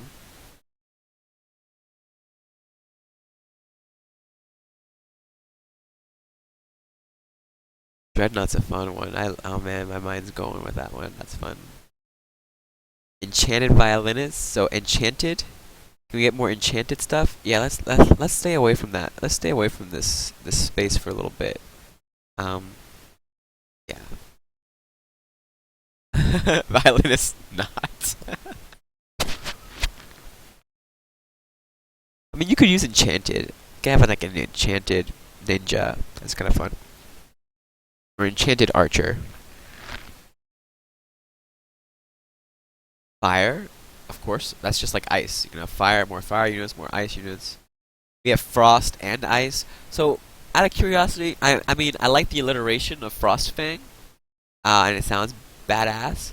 But you could have just called it Icefang and have that ice keyword stick through. Is there a specific reason you guys chose to go frost besides the awesome alliteration?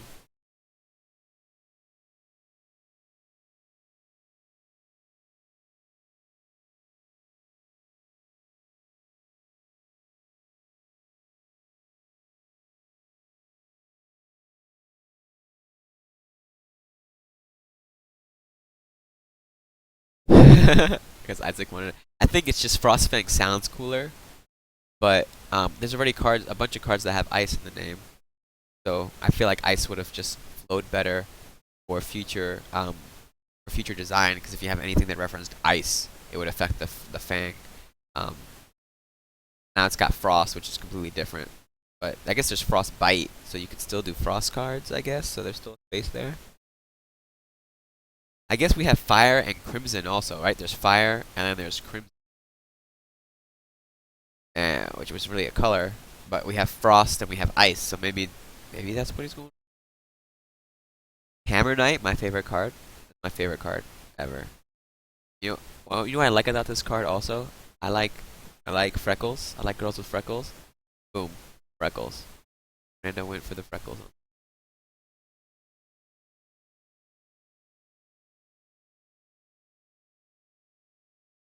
If you guys noticed that ever, I did. Freckles. More hammers. Yes, please. Look at this thing. Look how. So when I play video games, I usually like to play characters that have like a giant hammer or a giant sword or some like giant weapon.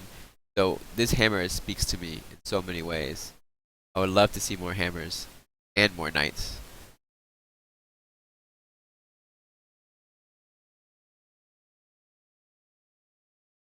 Never play with the hammer knight, Bubba. Look at this. They pummeled the chimera. Now they'll pummel you. The best part about this, one of the other parts about this card that's awesome, is that the first cost you see here, besides main action, is the goat head for a power ceremonial, and like the goat head kind of looks like a little demon face, which is like a badass symbol. It's like telling you, look at her face. She's ready to go. It tells you you're in trouble. I mean, this tells you like when you play it, your opponent's like, oh crap, I'm in trouble. They just paid a goat head, demon head.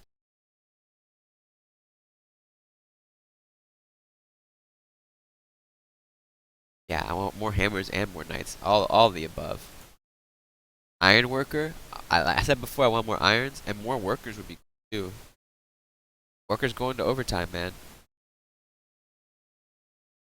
So this is a um, resourceful is another ability I would like to see. Um, it'd be really cool to see more workers that have the resourceful ability, and then not overtime something else. Like resourceful one, different worker, fire worker, resourceful one, some other ability that you use status tokens for. That would be a really cool space. I would really enjoy that.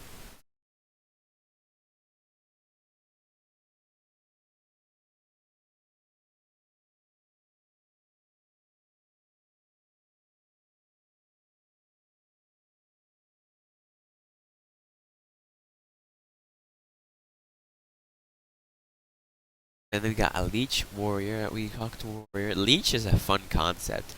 More leech units would be very.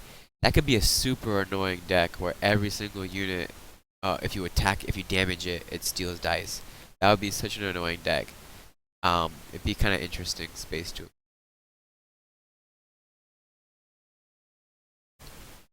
Living doesn't really make sense outside of the context of. Probably not gonna happen. Rayward is specific to Daimona.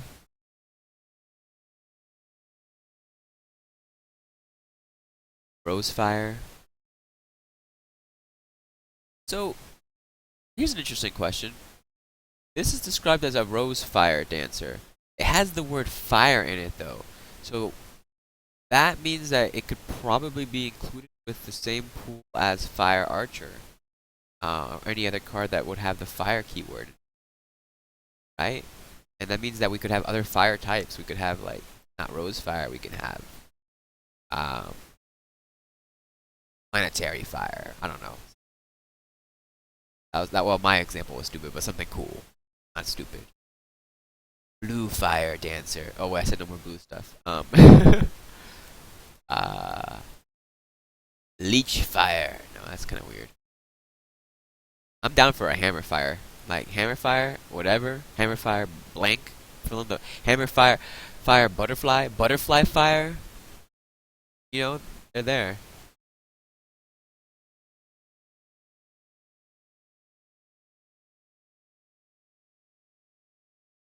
Then Stormwind is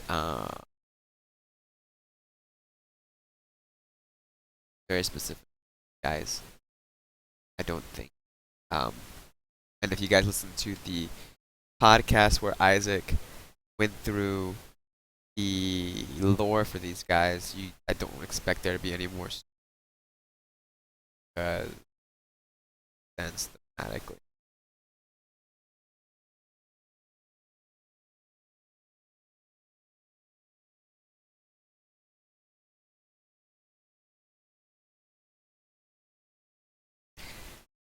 Yeah, but I hear you. Sometimes it's tough to get people into the game. It's a little tougher now too to convince people with the expansions not being available because they're sold out. Great for the game, not great for trying to recruit more.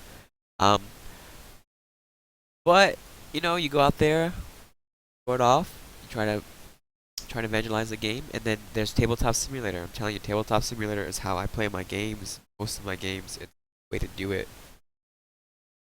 My sound is cutting out. Is it back now?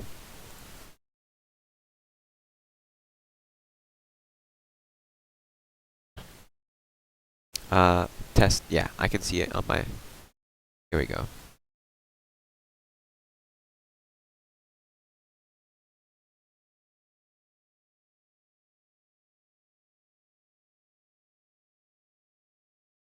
Um, so yeah, that's the feel.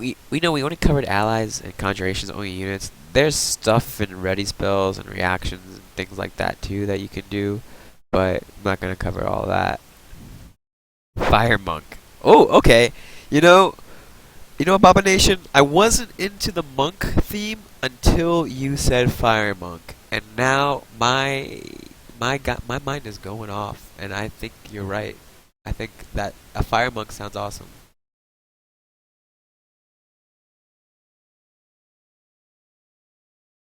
Chants, yeah. People like chants. I think people really enjoy the idea, the concept of chants a lot.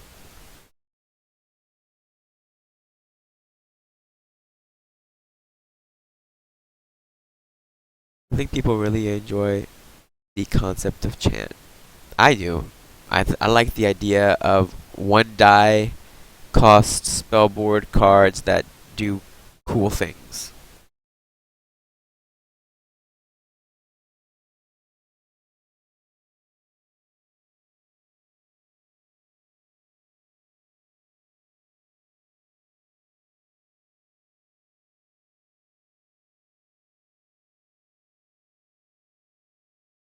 So I guess we have a frostbite and a frostfang. It bothers me that freezing blast doesn't actually freeze anything. Um, like when I saw this, the art's awesome because it's Kamehameha, but the effect doesn't really match the title for me. When I saw freezing blast on that description of the list of cards in Rin's deck, I was like, oh, it's gonna be awesome. It's gonna like do some exhaustion or something. But it removes status tokens, which doesn't make sense. I don't see how status tokens correspond to freezing something.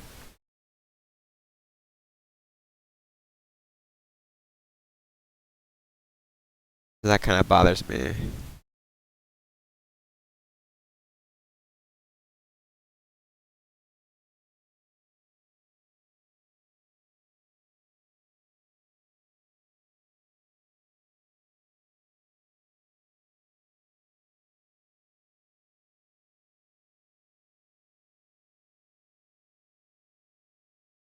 Yeah, I know nature doesn't exhaust, so that's true. But that's why it doesn't do exhaustion tokens.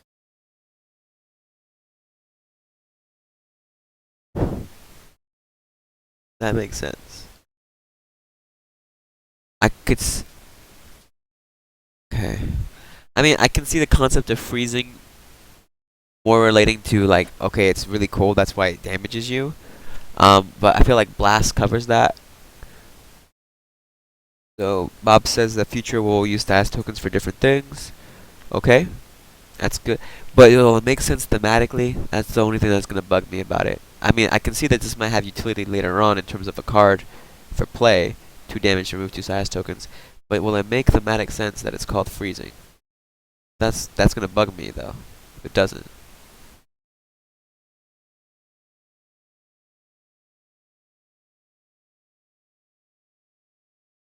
This freezing here.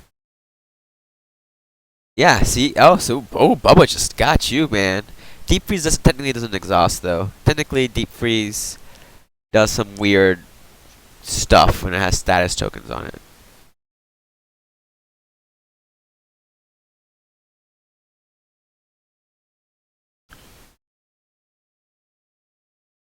Yeah,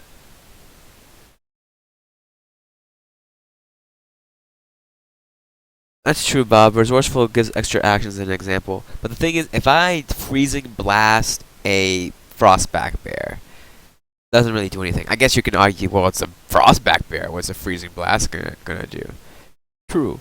If I freezing blast a hammer knight, doesn't do any sort of freezing stuff to it. Just blast it. It's like hammer knights don't care about cold. If I freezing blast a dread wraith, it just does damage. It doesn't freeze it. That means it's only freezing very specific things. And it kind of bothers me. Whereas deep freeze, like Bubba says, I mean, it freezes whatever. Like you put it on there, you're like, yeah, that thing's frozen, and it's gotta thaw out.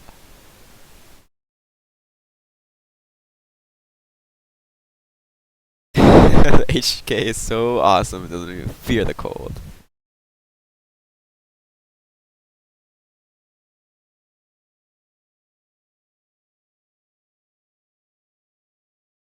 Like fear, like when you fear something, it goes away. Like they're afraid of it. Makes sense.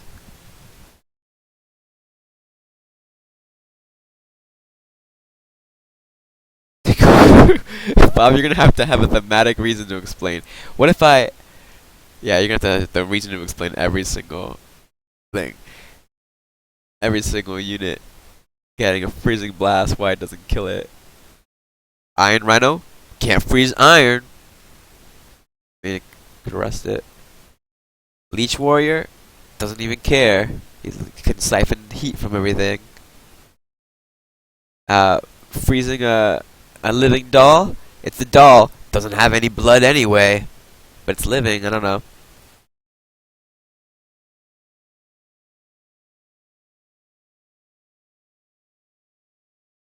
Rayward Knight. Well, they got the power of the sun to thaw them out. This is kind of fun. Seaside Ravens, you can't even touch because magic doesn't affect them. A silver snake, that one actually does freeze. Like you freeze part of its body or something, it makes it smaller. That one makes sense. Like, like you froze part of its tail or something, so it's not as scary anymore.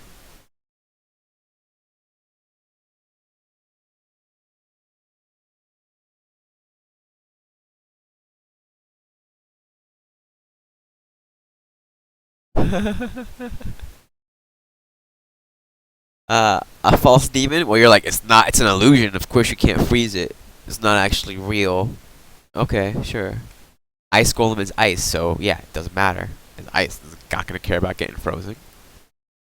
Everything else kind of dies right away. What did I miss? What did I miss? Everything else dies right away, so you could argue, well, it would free. It like it got frozen and it died that way. But like, if you buff anything, it gets more life, so it can survive a freezing blast. So, like a fire archer, if I root armor a fire archer and I freeze and blast it, you're like, the roots protected it from freezing.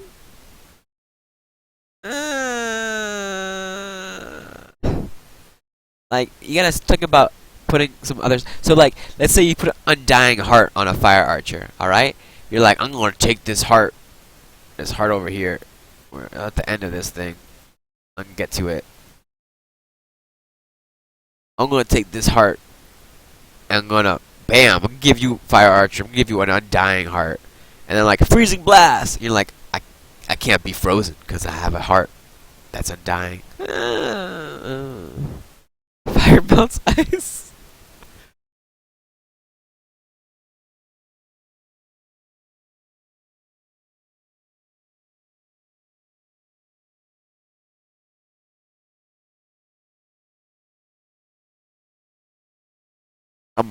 Fire also melts plants, though. I mean, by that logic, if I root armor my fire archer, he's just gonna melt the armor off. or like burn the armor off.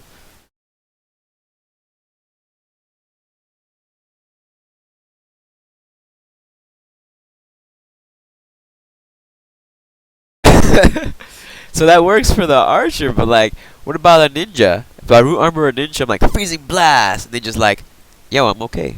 I'm not frozen at all.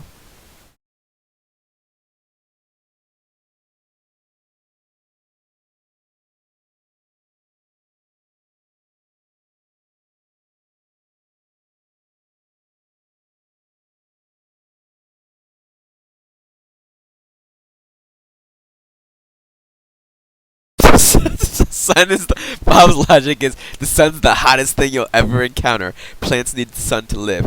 Therefore, root armor can protect you from ice, from being frozen.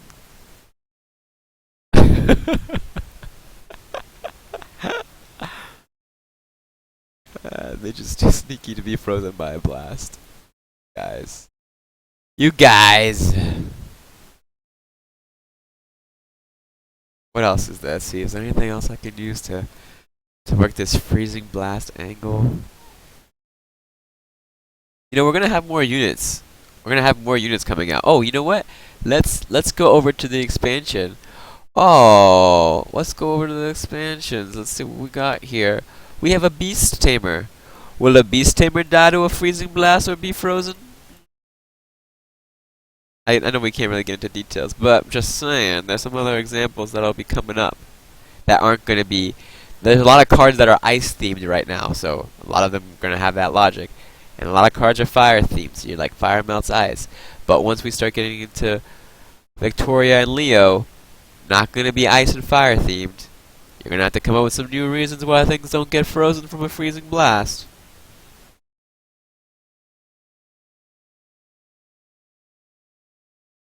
I don't think there's any more alterations that buff. Oh, okay, okay, I got one. If I use a power charm die to buff a, let's say, an iron worker. Alright? I use a power charm die. You know what, let's go crazier. Let's say I use 2 power charm die to buff the Anchornaut. Then I freezing blast it. Doesn't get frozen.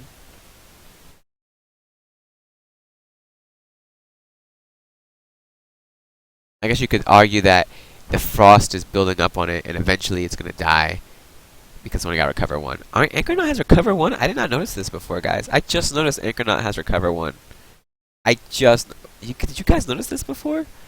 That means if you play Rin, you can ice buff it, and it might not die. That's interesting. Never noticed.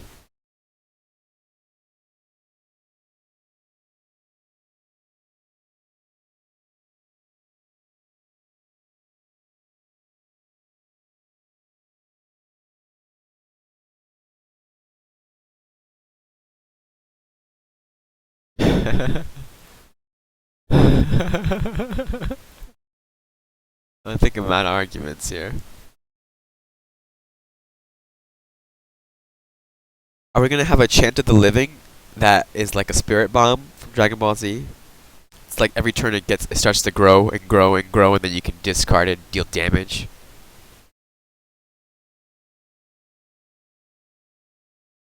Like Goku, like lend me your energy, living things. Build my spirit bomb. I mean my Chant of the Living.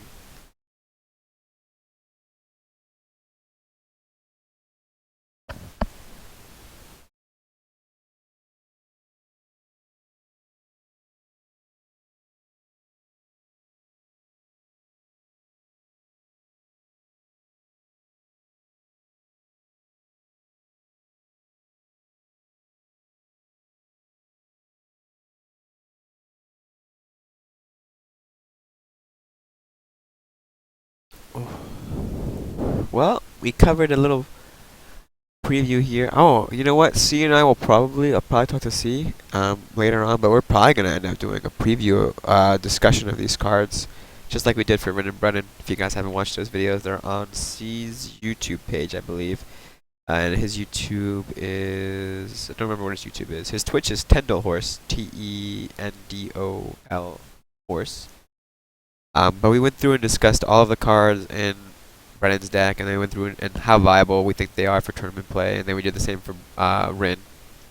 And then we did like a summary of, okay, this card gonna change the meta, yes or no, yes or no. We'll probably do the same thing for Victoria and Leo. So that'll be exciting. I'm looking forward to that.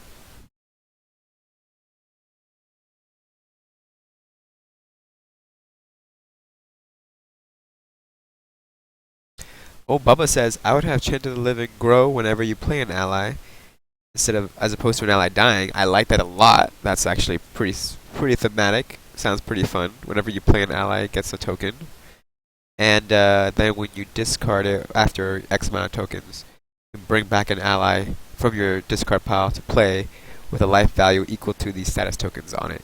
That's a pretty cool card, Bubba. I'm not gonna lie, that's a pretty fun card. I would totally constantly be bringing back Hammer Knights with it. That's a pretty fun card.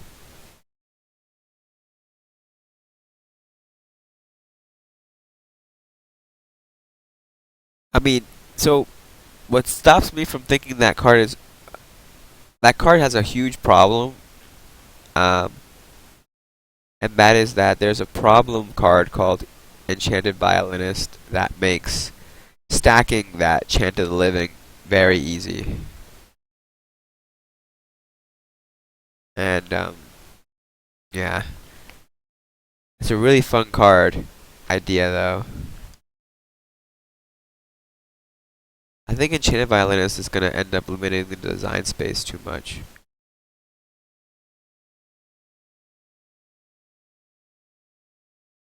We'll see, I guess. We'll see.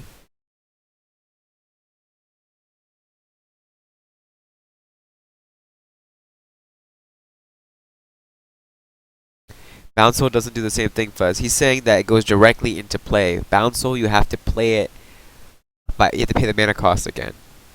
Chant of the Living would be you don't pay the mana cost again.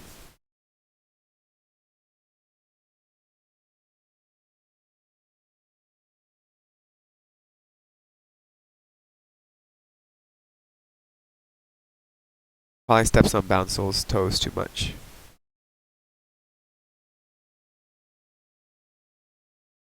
Maybe you need double the tokens of the unit's life, so you gotta have 6 tokens if you want to put a Hammer Knight out or something.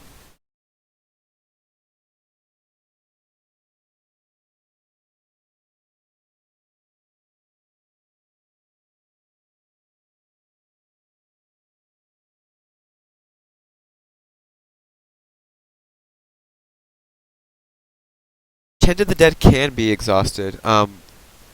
The only part that's inexhaustible on it is the token stacking, but the ability to sack it and use it is exhaustible.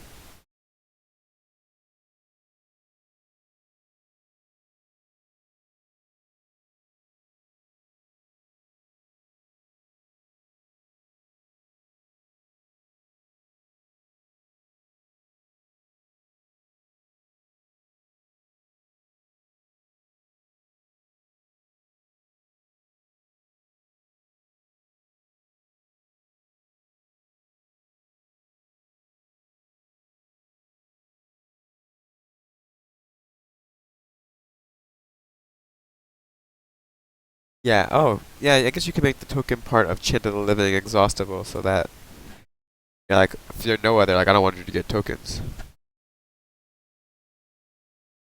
Yeah, I agree, Bob. It would be a dangerous card. It would be a dangerous card. You'd have to watch it closely. It would definitely dance that line of OP, so you gotta be careful with it. I think if you put the number of tokens on there properly, you could do some cool stuff with it. It's a fun idea. Seems very divine magic based too, so I would put it in the divine magic category.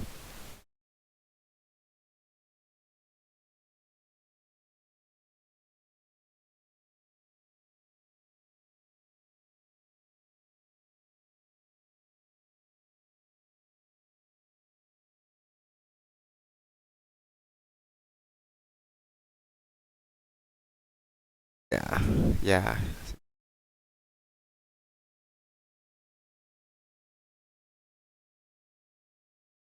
Well, divine ceremonial is a fun idea too.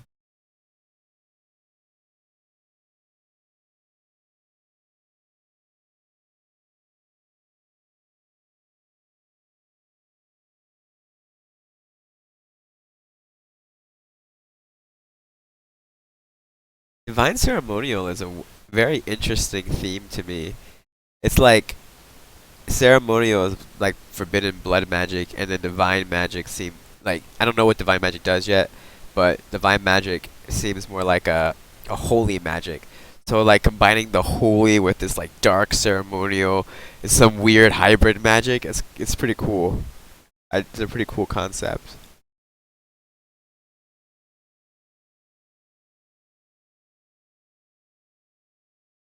It's forbidden holy magic.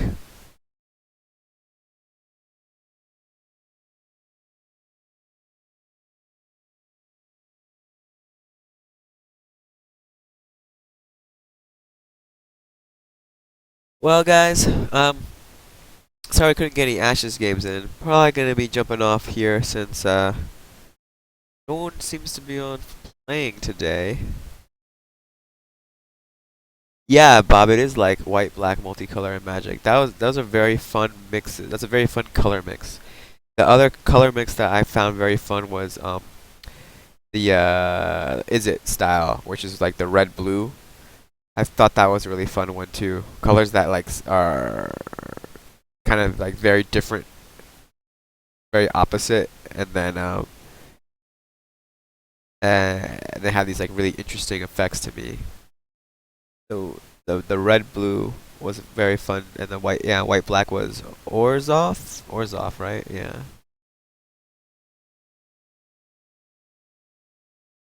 I also like green red. Green red was a fun combo.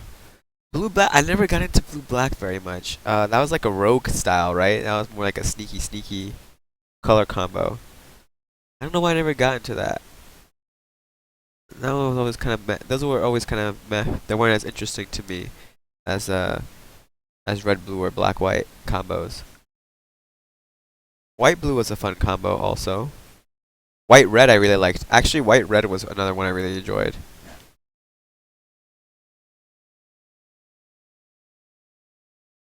White red I really enjoyed too.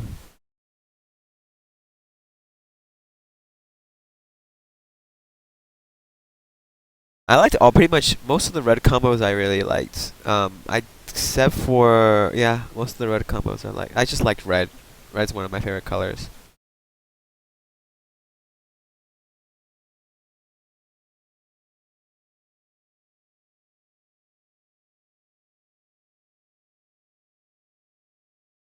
Bob says white, black, green, blue is my favorite magic deck archetype. White, black, green, blue. You don't have any red in there. I disagree, man. You have no red in there. What are you talking about, man? Red was awesome for elementals. Red is awesome for direct damage. Red's got some cool stuff in it. Red's one of my favorite. It's my favorite color. Red's got red white has like the double strike dudes, legionnaires. Uh, it's got some fun giant stuff. It's got some cool stuff.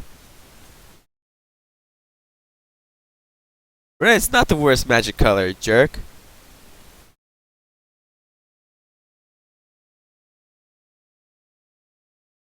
Worms. I think that's going too much into Magic's territory, but the concept of worms is actually pretty fun. The giant worms like in Magic.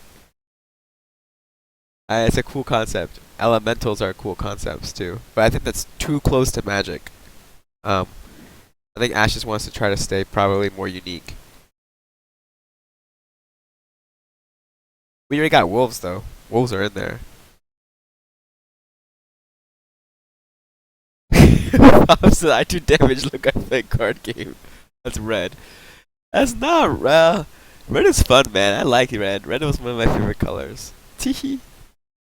That's why I liked it though. I liked it because it's like boom, damage, boom, damage. Look at all this damage. Exactly right. Green was always an interesting color to me, but not one that I was super excited about. It was kind of boring.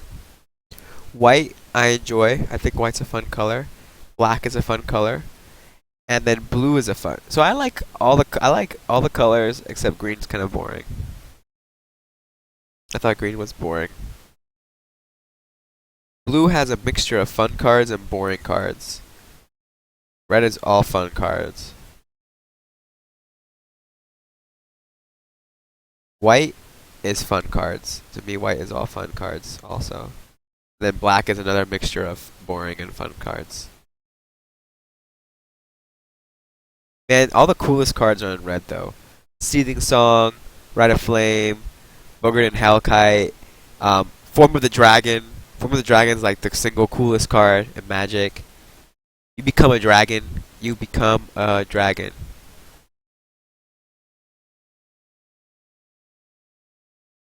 What was it? Nova Chaser was one of my favorite cards too. Here, I don't know if I should be bringing up Magic cards on an Ashes stream, but I'll do it.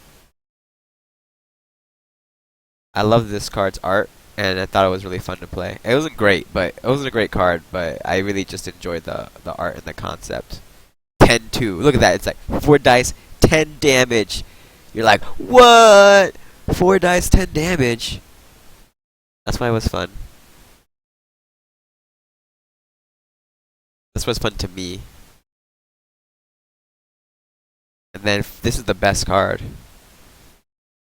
This is the best Magic the Gathering card ever in terms of like everything. Artwork, theme. I mean, not really great for play, but awesome. Look at this.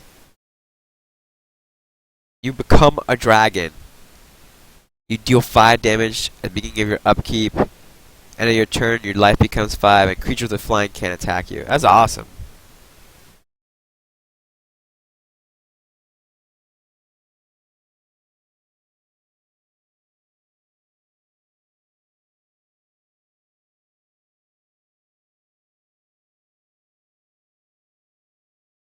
Like, red has awesome cards like Fireball. Right, just straight up. Oh, I guess I should specify Magic the Gathering. Look at this. Giant Fireball coming at you. Bam.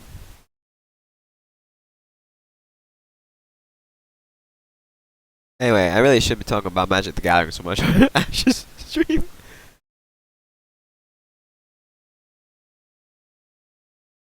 Siege Gang. Oh, that was a fun Goblin card too. That's not the only fun Goblin card. Um, there's a fun Goblin card though. Not the Commander. Oh yeah, there's a Siege Gang Commander. I'm not used to this art. What kind of artwork is this, man? I'm used to this artwork.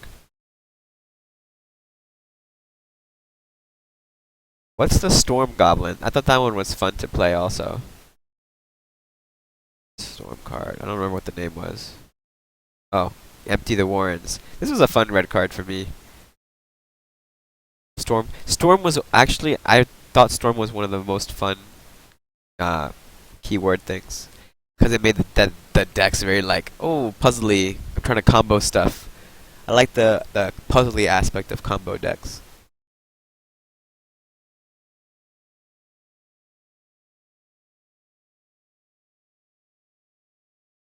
But this is an Ashes stream. It's not a Magic the Gathering.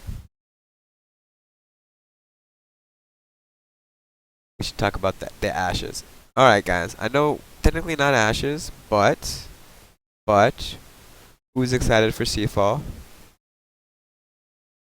I know I am. It's gonna be awesome. I haven't played a Legacy game yet because I don't like Risk very much, so I don't want to play Risk Legacy. And B, I don't like Pandemic very much, so I don't want to play Pandemic Legacy. It's like the first Legacy game where I'm like, oh, I have no opinions on how the game plays, so I'm more than interested in playing it.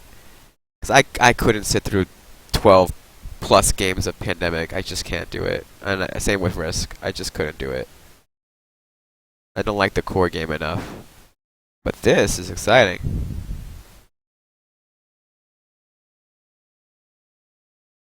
You're right, Bob. Storm does lead to a non-interactive game. It doesn't have to, though. It did, but it didn't have to.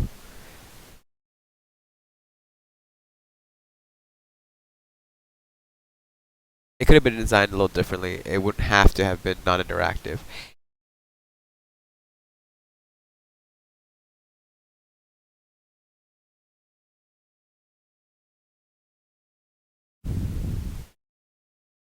So Seafall is exciting. Are you guys sold out yet on this one? Let's see, guys. Let's see. Only 32 players. and this is next week actually, next Friday. Not tomorrow, but the week after. Um, are you guys gonna be reporting on this, like tweeting it or streaming it or anything? 'Cause it's gonna be something I would be really interested in watching. Someone who can't go.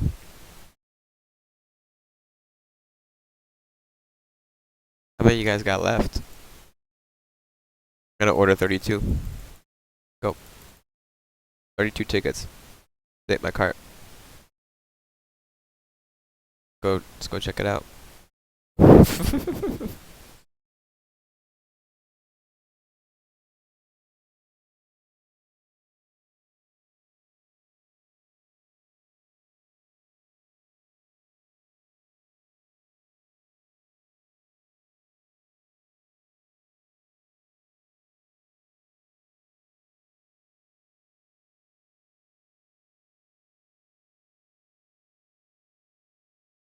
If there's not gonna be a stream for that tournament, then at least I would like to see Twitter updates or something, guys. Facebook updates. You gotta keep us posted. Is that really on a Friday? Yeah, 17th. It is on a Friday.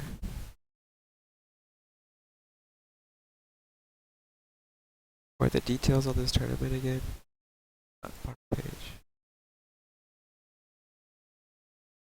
So Friday from 9 to 5. It's all gonna be one day, right? These are some good prizes though. I would have loved to go. You get another alt art Miss Spirit. I only have one still. I need to get more. 2 more posters. Top 4 get a playmat. And alt art Rin and Brennan. I could always use more. And the winner gets, this is the best part, 40 extra dice, which I'm okay with that. The Ashes dice tray. Now that thing looks awesome. Oh, they don't have it here. They have it on the other post. It looks great. And the cream of the crop, $50 in Plaid Hat Games credit. You know what I would do with this $50 in Plaid Hat Games credit? I will go to the shop right here, and I'll be like, boom, buy me another copy of Seafall. I gotta pay $30 for it now.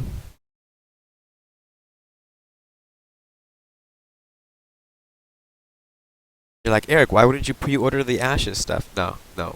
I'm gonna add this. I mean, I'm gonna get this too, but that 50 is going for the Seafall.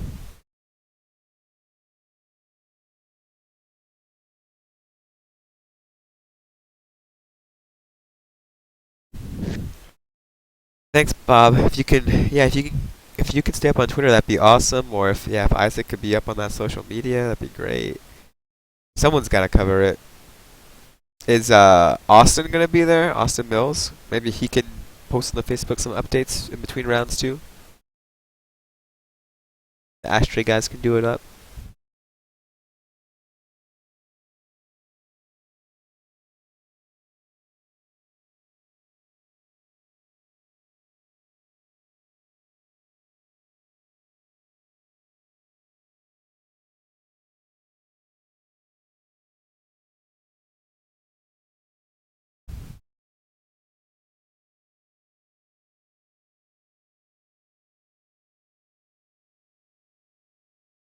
Over 100 upgraded metal coins.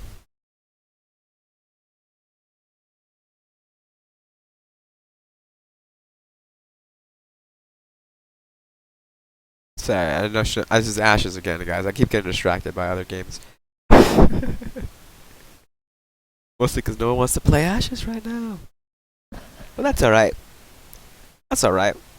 Sometimes it's fun also to just go on this play plat and look at the action. Oh, someone actually commented on one of my old decks. Let's look at this comment.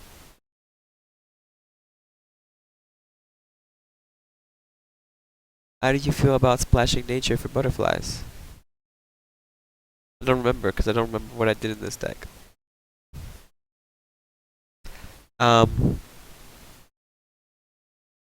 Expand, summon, slide, chant. That makes sense. That makes sense for sure. Then you can have some.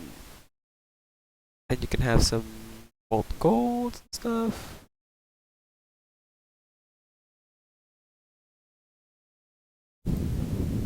I'm gonna add that. That's super tempting. Could add molten golds too. Maybe not molten golds. The sleight of hand is you kind of want to draw an extra butterfly monk book. You don't necessarily want to be like, oh, drawn into more molten golds this first round. Let's see the other activity we got. Lulu Super Burn. I mean, I don't know what Lulu Super Burn is, but that sounds like an awesome deck name. I'm gonna check that out.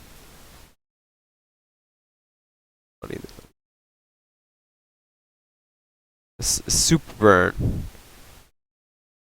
5/5. Step 1, play a living doll.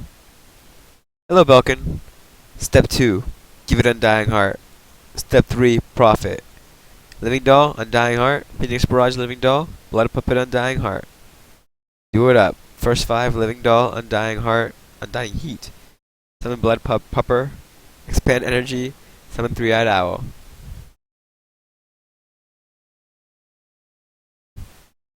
They're going for the lulz here. They're going for that cheese plays. I like it. I like the cheese play. It's fun. Summon Blood Puppet, man. I don't know, guys. I don't know. Papa P's pushing that card too hard. Bob says, "Hey, we can look at my She's Back deck. Let's check it out. Let's check it out. Ash's decks."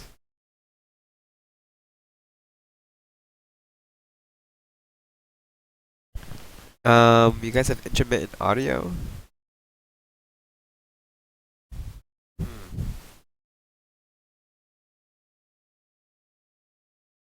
So, my mic is set for activating on certain sound levels. So if I talk too quietly, it won't pick it up. But it looks like it's picking it up on my open broadcast software. We're looking for She's Back. It's probably Saria. Yep. It's Mayoni. What? Oh, you're right. You have to actually be in there to come back. Saria.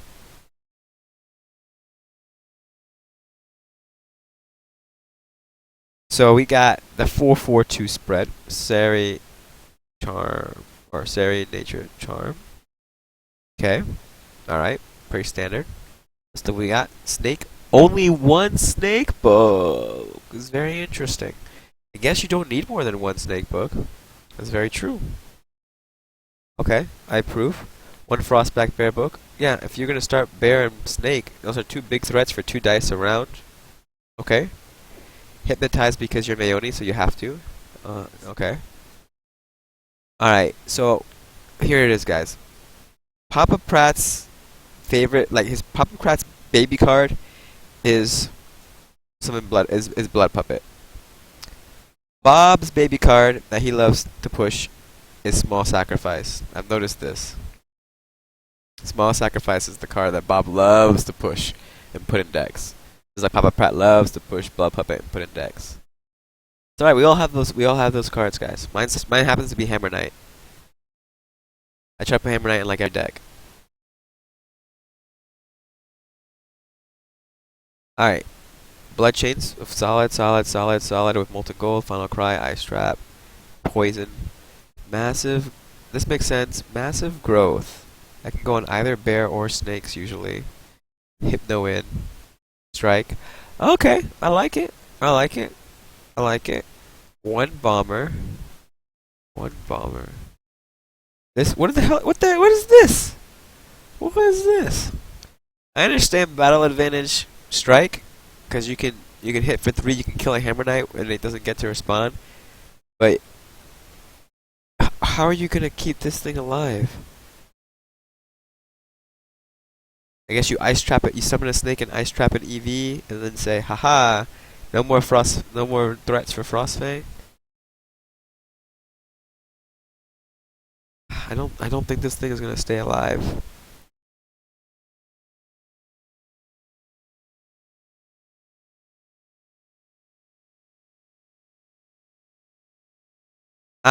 So my other issue with Frostfang is that it's dice intensive.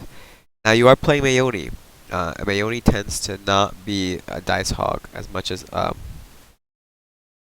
Phoenixborn, but this thing's gonna eat dice like crazy. And now your power symbols, you have no way of adjusting the dice faces, which is okay usually, but you got 3 frog symbols here, 6 more frog symbols here, 3 power ceremonial symbols here. You got um, the frog. 1 frog here is not a big deal, but then you got the snakes are always taking power. There's a lot of power costs. I think you're gonna end up going through a deck pretty quick. You don't roll well, especially if you ever want to bring these guys back. You would also do the same. And then the other scary thing, of course, is that Hypnotize costs 2 charm, and Silver Snake costs a charm to play. So with only 2 charm, you can't play a snake and Hypnotize it with no dice recursion. Those are the only the key things that I'm noticing with weaknesses. But I really like the deck otherwise, Bob. I think it's actually a pretty good idea. I kind of like it a lot. I would ditch Frostfang, man. I don't think it's worth playing that, especially with the frog cost being so prohibitive. And I of course I would ditch Small Sacrifice because I'm not Bob, so I don't play Small Sacrifice. Otherwise, I kind of like it. I like it. Maybe it would run Regress. I know you're playing Mayoni and you want to kill the allies because they're gone for good, but if you're Mayoni and you regress a Hammer Knight, then you just say, okay, your Hammer Knight's gonna sit there and clog your battlefield. I'm gonna use Hypno to get in my hits, so I don't care that it's there blocking. If you want to get rid of that and clear your battlefield up, you're gonna have to blood change your own Hammer Knight, and if you do that, it's gone forever. So I kind of like that. I kind of like the idea of playing Regress in Mayoni. I do like this deck concept, though. I do like it. All right, Bob's gonna give us the full thoughts.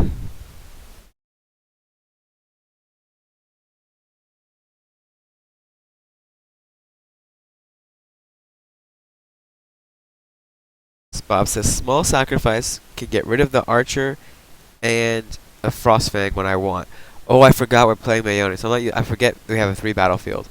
Um, that 3 battlefield is all the more reason I don't want to play frostfang in this deck. Actually, that just adds more reasons for me to take out frostfang. I understand small sack lets you kill your own frostfang or fire archers and ping them when you want it. It makes me want to play frostfang even less now. You have a very small dice cost. If you guys look at the die cost on these things, this is 2, this is 2, this is 2 if you want to use it. These are 1, 1, 1, 1, 2, 2. You don't have anything that costs 3, so like it's quite nice because the only thing that costs 3 is bear the first round. Otherwise, it's really nice that the dice cost is very low.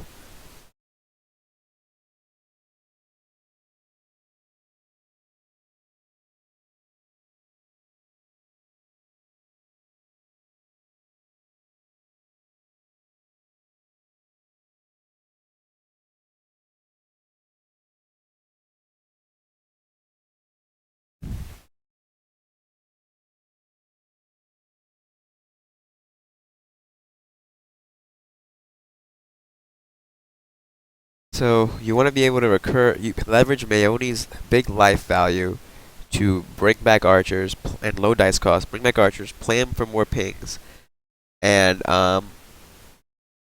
then kill them off with small sacrifice and bring them back. Bob says, small sack is for archer and frostfang what I want. Small dice cost allows me to utilize 5 or more units around, then trigger final cries. Recur archers on command for ping through damage. Crimson to help clear allies while Snake is out. I like that. I like Crimson Bomber with Snake a lot. It's a very fun combo. See, I would add more bombers. I would actually drop Frostfang and just add 2 more bombers because I do think bombers synergize really well with snakes. And Mayoni in general. The bomber's gonna kill stuff by placing wounds. And the bomber you sacrifice to place the wounds. By the way, Bob, bomber's a unit that will kill Frostfang without getting removed by snakes.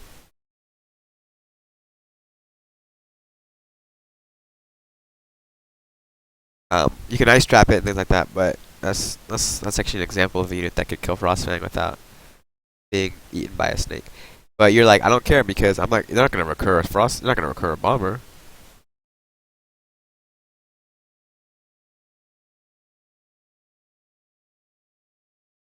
Uh, so Fire Archer Bubba. Bubba says, why not Anchornaut instead of Archer? Does the same thing, but not for occurring. Not no damage for occurring.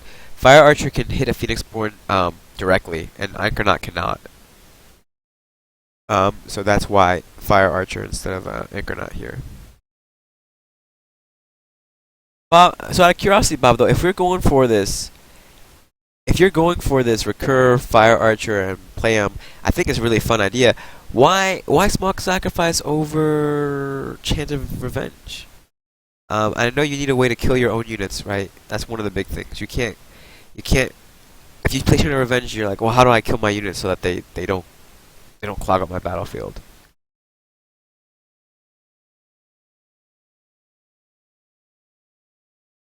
So like, I don't want them to clog my battlefield up. I can play Chance of Revenge. But I feel like if you're gonna be going for that ping through damage, so a direct burn Mayoni is actually a direct damage Mayoni is kind of a sexy idea to me, to be honest. I might. You've inspired me with this. I actually might build a Mayoni deck that is a direct damage deck. I'm not. And by that, I mean it's gonna be kind of like that those direct damage burn decks. The idea being that you could leverage the reactions of spiders with strike for big damage through, and then use Mayoni's big health pool for recursion and more damage.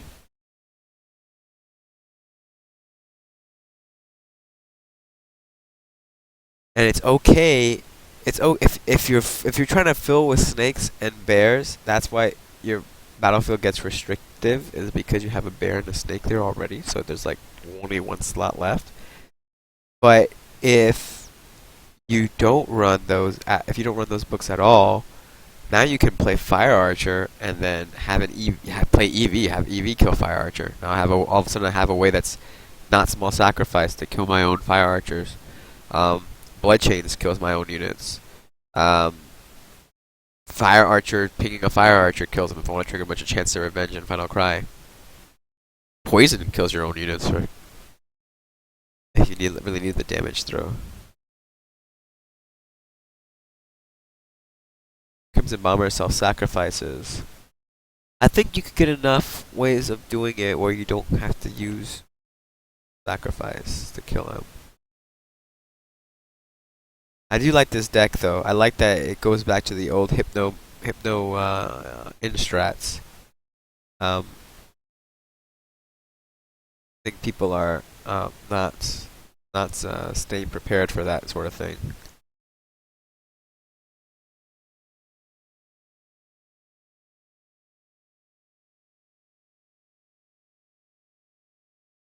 Well, you have no. Oh, why don't you have EV? You have no EV. Why no EV? Okay, what's the reason for no EV? Bob says there's a reason for no EV.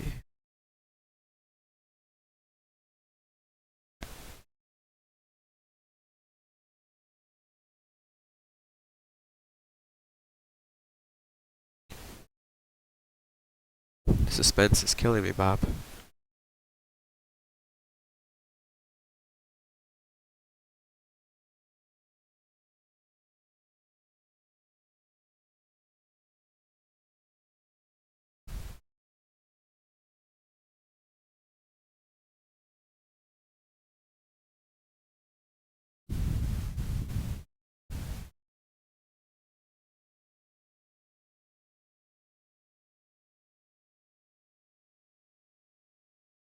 Yeah, and Chain Violinist Bubba can't damage the PB directly, but what she can do is kill their opponent's allies.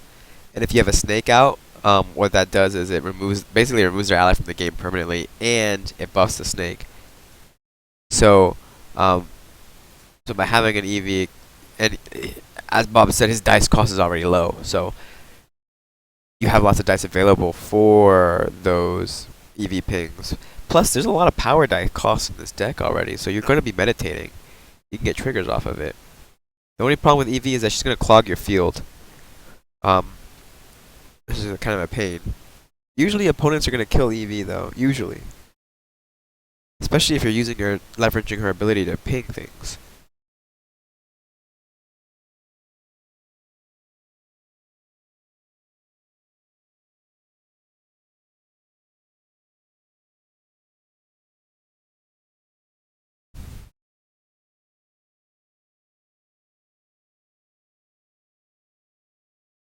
Oh, I never noticed this. Joe added this stuff to the site and wrote tournament ready PDF.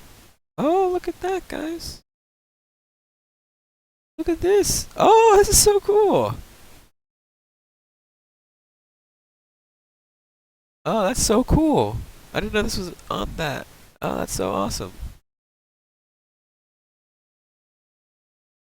And a text list as well.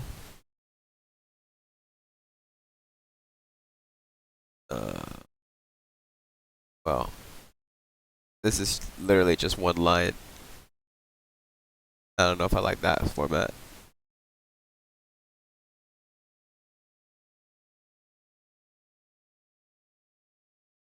Yeah.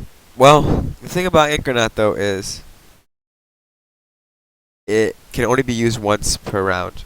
Um, once you use it, it's exhausted. It can't be used anymore. It's a free action though, which is nice because you can free action with it inside action. So it's some cool stuff you can do, some cool combo stuff with Incarnate. But EV is free to play, and you can use her ability again and again and again. As long as you have dice, you can use her ability in a round. So an EV could, if you had 5 extra dice, an EV could do 5 damage. One single EV. One Anchornaut's only going to ping once. Now, that doesn't mean Anchornaut doesn't have a place. Anchornaut can do some really cool stuff because you could, in Aerodel, you can play an Anchornaut, free action ping something, side action water blast. You just killed a Hammer Knight with 3 damage there. You can also do, in Lulu, you can play a Anchornaut first turn. Second turn, if they didn't put anything not to block, have Anchornaut ping himself dead, summon Sleeping Widows, side action bolster with Lulu, main action swing in for 6. Anchornaut has a lot of fun tricks like that you can do.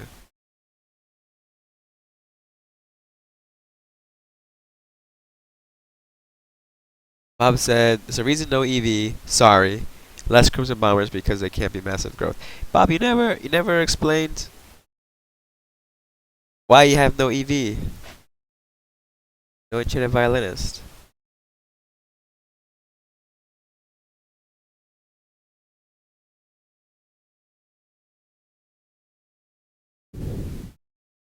Dot dot dot.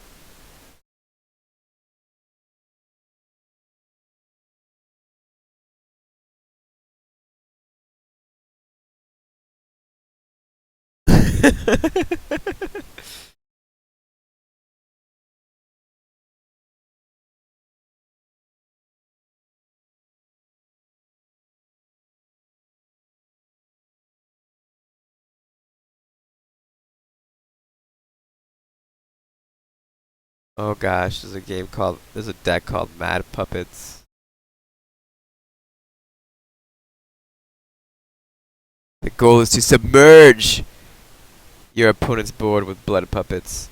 Submerge it. Our puppets will blot out the sun.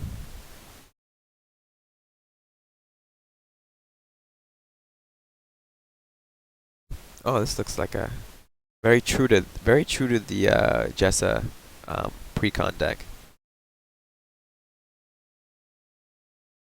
Blood transfer, small sacrifice to be used with the Dread Ray for buffing. Undying Heart for all the annoying things. Literally, so if you look at all the things in this deck, everything in this deck becomes more annoying with Undying Heart. Wraith becomes more annoying. Dolls become more annoying. Leech becomes more annoying. Archer becomes more annoying. So it's kind of fun how this card actually goes well in every single unit this deck it brings out. Um, I'm not a huge. This deck is very, very mana intensive. This is 3 dice. This is 3 dice. This is 3 dice. This is 4 dice. Super hungry for dice.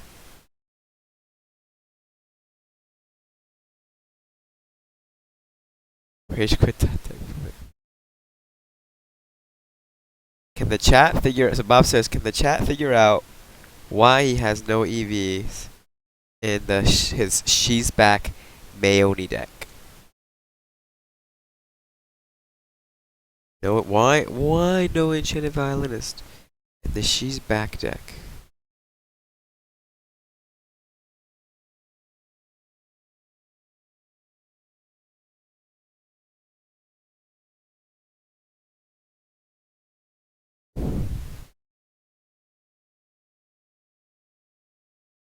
Bob says whoever can figure it out wins a Bugatti. He'll pay for it.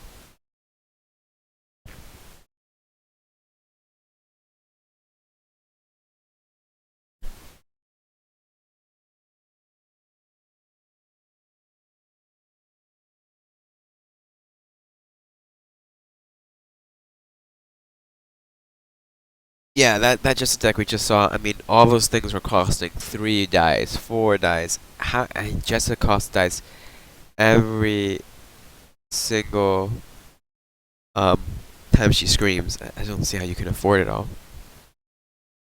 This is a Bugatti.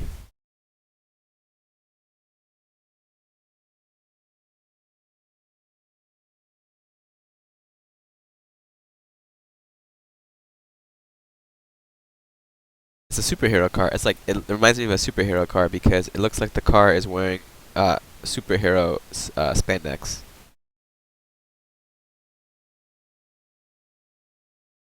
See, like this car is wearing spandex, superhero spandex. This is a Batman. This is like Blue Beetle,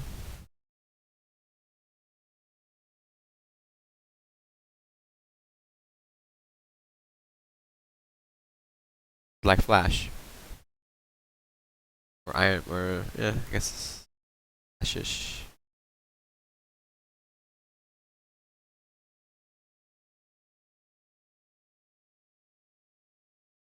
Main action is just giving them away.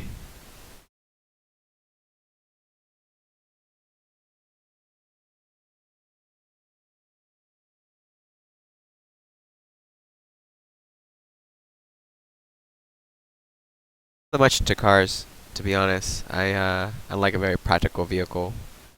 4 people can fit in it. At least 4 people. A lot of trunk space. Because I have all my games in my trunk, so I just keep tons of board games in there. I need that trunk space. You can fit a lot of groceries in there. You know, maybe you need a baby seat, car. You can't really do that in this car. Not very practical. Bubba says, but maybe I would get ladies with Bugatti.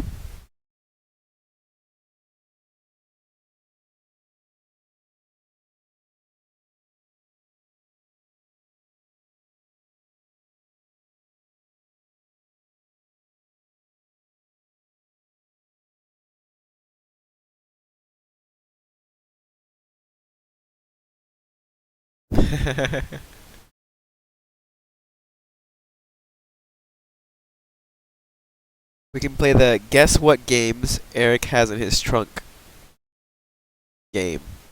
Alright, chat. Time to guess. There's a lot of board games in my trunk. A lot. Let's see if you can guess what games are in there. I mean, one of them should be easy. 2 of them should be really easy, actually.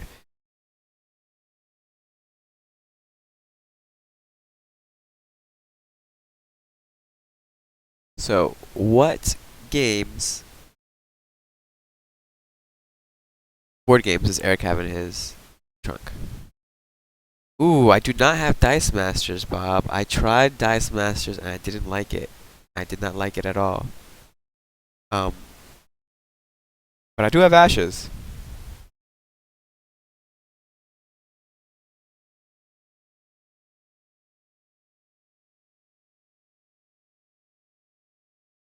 I do not play Dice Masters. I didn't like the game very much when I tried it.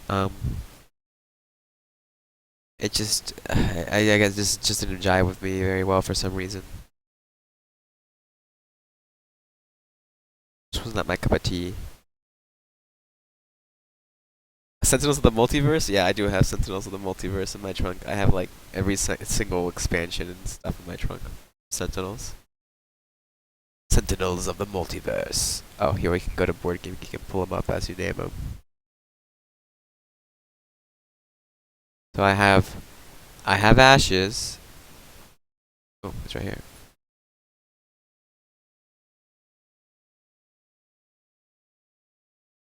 That's in my trunk. You also have uh, also have Sentinels in my trunk, and all the Sentinels expansions are in my trunk as well. Bubba guesses Summoner Wars. I do not have Summoner Wars in my trunk. I've played Summoner Wars once in real life and a couple of times on the app. Not my type of game either. I'm not big into spatial games. That's why I prefer card games. Um, and Summoner Wars is a card game, but like there's this whole spatial movement element to it. And if I do that, I think I prefer to just play a straight up more war game-ish game. Um, so Summoner Wars I think is a fine game, yeah, but just never caught me as much as a collective like Ashes style card game or Dragon Ball Z trading card game or Magic the Gathering or Hearthstone would catch me.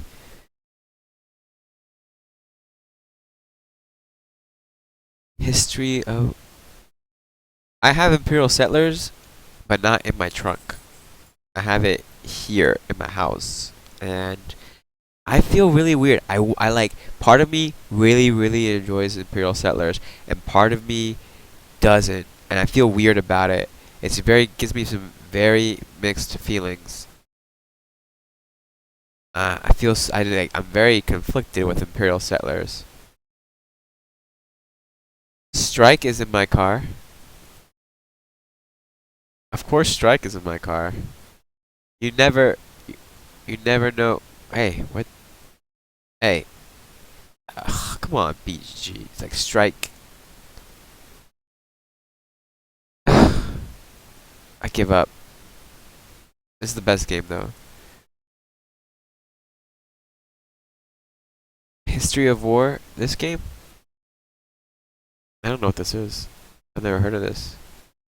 History of War. It's like a war CCG? That's kind of interesting. I mean, history theme, to be honest with you, Bubba. History theme is one of the least interesting themes to me. I'm not a big history guy. Um, but this idea is very interesting to me. The idea of a historical based collectible card game is pretty interesting.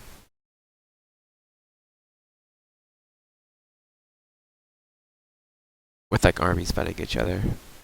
But again, history is not. I'm not a big history guy.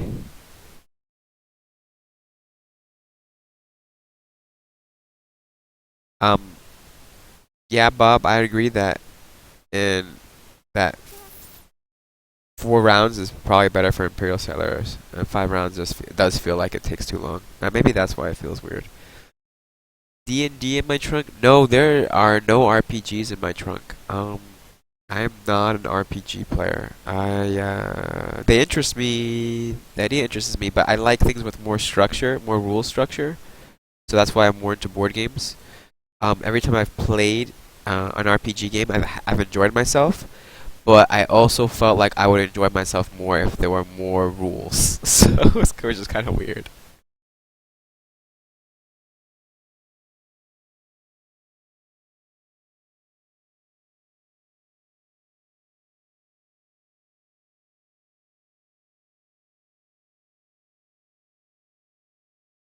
Here, maybe let's look at my. I haven't looked at my profile in a while.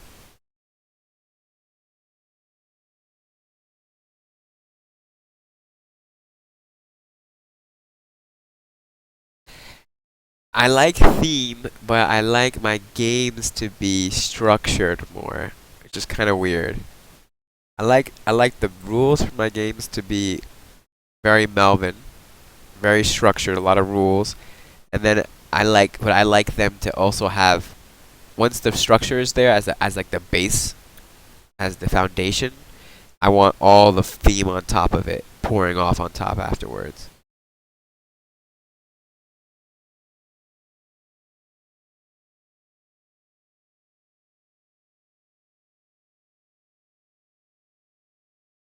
All right, Bubba. Nice chatting with you. Get some rest, man. Practice those pre-cons. I'm sure you can find people to practice some pre-con matches. See ya. Good night. So look, Bob. Look, this is no Dead of Winter's not in my trunk. I don't own Dead of Winter, sadly. If I owned Dead of Winter, it would be in my trunk. I don't own it though. Mostly because whenever been wanting to play it, somebody else in Houston owns it, so I just play their copy. So I've been able to get away with doing that. That's the reason why it's not in my trunk.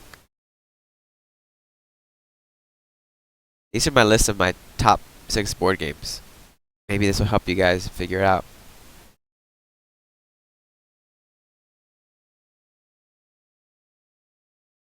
I have actually, yeah, I have Time Stories, which was up here lately. It's moving down. Oh, Ashes. I don't know why Ashes. I haven't updated this in a while. Ashes needs to be on here.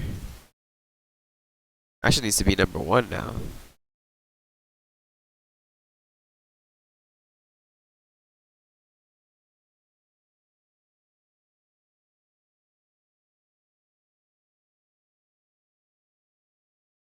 Also, I really enjoy this game.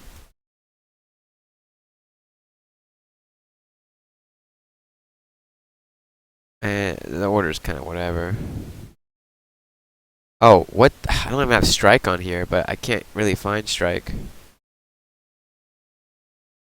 Where's this one? I think it's this one. Strike? Strike goes right here too.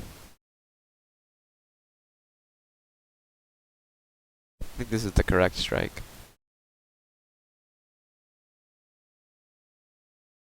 Yes.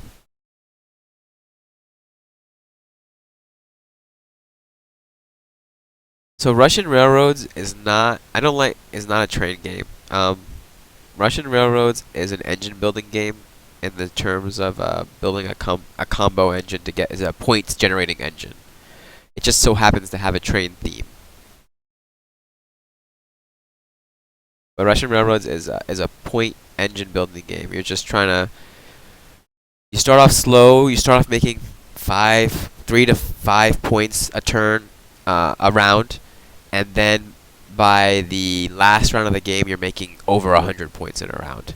Um, so it's kind of has this like real locomotive like build up feel. Like okay, I made 5 points this round. Okay, in round 2 I made 10 points. Round 3 I made 30 points. Round 4 I made 60 points. Round 5 I made 110 points.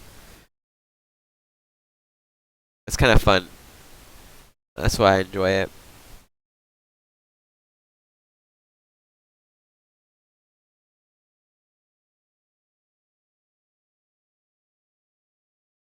I mean,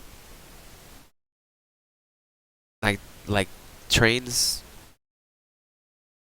had some tragic traumatic experience with trains. You don't like trains? I mean, I think trains are just. I'm very neutral with trains. Uh, just a vehicle. Oh my gosh, Food Chain Magnet is fantastic. This is the best blotter game there is. This game is fantastic. You're all you're all fast food companies, and you're trying to sell. You're trying to make the most money, and you're trying to sell food to different people. People don't want to buy food until they get advertisement. It's a really good game. It's a really good game. It's a hand management sort of. I don't know how to explain it. It's just awesome. This game is awesome.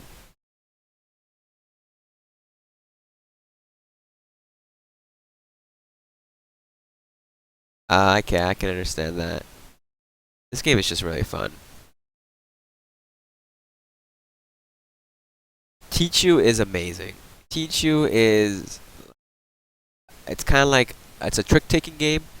It's a climbing game, uh, in the vein of spades or something, but it's different from those because it's a climbing game where the objective of the game is to you try to score the most points as a team. You play in pairs of two, um, but you're rewarded for um, running out of cards before anybody else. So like trying to play out your entire hand before somebody else um, is the mostly the goal, and deny your opponent plays is mostly the goal.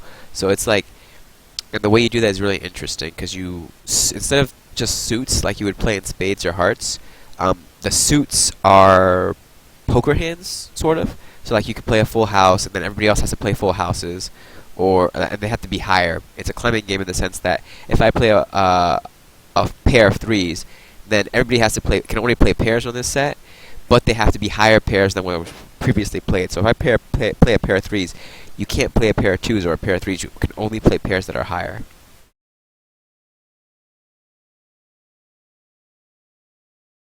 Um, and it's just a really fun partner game. Quick little card game. And Piranha Pedro is like this really obscure German game that is oh wow, are they reprinting it? This is a new box. Is it coming back? Is it coming back? I've never seen that box before. Yeah, there's a new reprint coming out, maybe? Oh, that's 4 years ago. Anyway, this is a really silly game. It plays with the 6 players, and you um, there's only one loser. There's no winner in this game. There's just one loser, which is really fun. And there's actual rocks in the game. And this is like a thinking about what your opponent's gonna do sort of game. But it's just pure fun silliness. This game's really fun.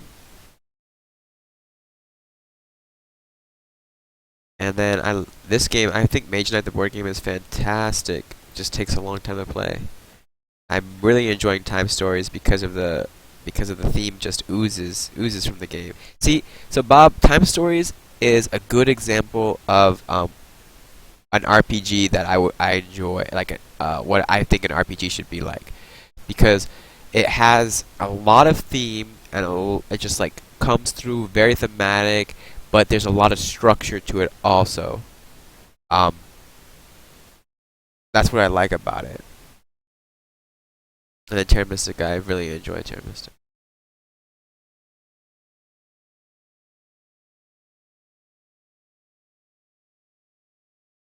Well, this Ashes podcast has been about a little bit about Ashes, a lot about other stuff. Man, Mage Knight the board game is fantastic. Oh man, I really enjoy this game a lot. I've played this game a lot. It's long. I mean, it's a long game, but and once you get more experience, it goes faster. Like if you're playing a 2-player game, 2 experienced players can play in an hour. But if you're playing like a 4-player game, it's gonna take you like 4 or 5 hours easily. Um, but it is fun. I mean, you feel like when you feel like the leveling up and stuff is just really thematic because at first you're like struggling to fight um, a single goblin. By the end of the game, you're just casting spells and destroying entire armies worth of units. So like you really do ramp up in strength.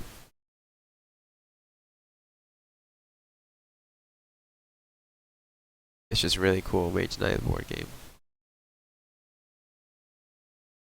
Oh man, I'm enjoying time. I just got the new expansion for Time Stories, Under the Mask, the Egyptian one. Gonna be playing it on Saturday. I'm looking forward to it.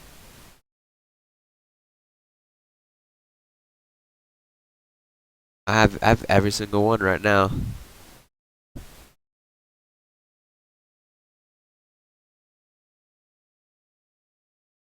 Um, oh, they already posted the next one up here. These are all fan made. Batman Year One. Oh, I'm excited. Oh, there's a fan made Batman.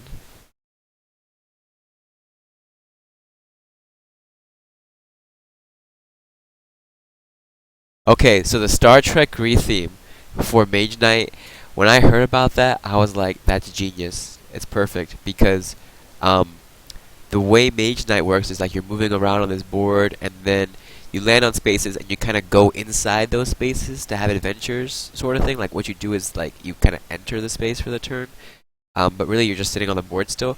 That's perfect for the theme for Star Trek because you just have planets, and you just go over to the planet and say, okay, I'm gonna go interact on this planet, and that's how you do stuff. So like it works perfectly in terms of theme.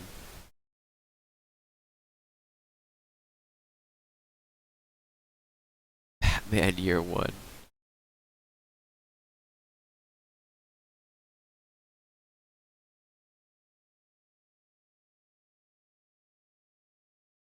Oh, I'm kind of excited. I kind of want to play this Batman version. Just Batman fan-made expansion for Time Story. Expedition Endurance. This will be the next expansion. Antarctica during the First World War. Well,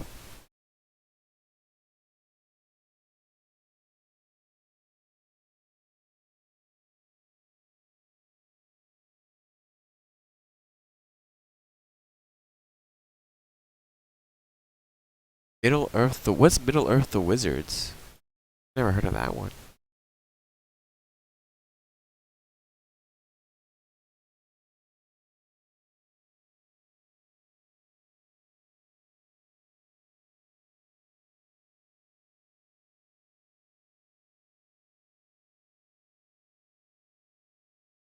I don't. I played Middle Earth. Middle Earth is. I played Middle Earth Quest. I haven't. I don't know what Middle Earth the Wizard. I played War of the Ring. I recently played. Last night I played Battle of the Ring. That was pretty fun. What is Middle Earth Wizards on here? Second one? This one? Oh, the Wizards card game version of Middle Earth. Ah, the card game. I see, I see. Right? Out of Prince CCG. Yeah, yeah. I never got to play this. Okay. I've never played this one. Ah, okay, okay, okay. Yeah, Terra we saw Terra Mystica was on my list too. Sulkin's a fun game. Sulkin's a fun game. Smash Up, Smash Up's another one. I really enjoyed the theme, the idea of Smash Up, the whole shuffle building idea was fun to me. I just didn't like the tug of war gameplay, the actual tug of war gameplay of Smash Up. The whole thing about combining decks and there are different combos and you just shuffle two decks together and play them. That's really cool to me. I just don't like the actual game that Smash Up is, where it's like I play three here, I play two here, I play two here, I play. You just feel like you're playing tug of war in a bunch of spots.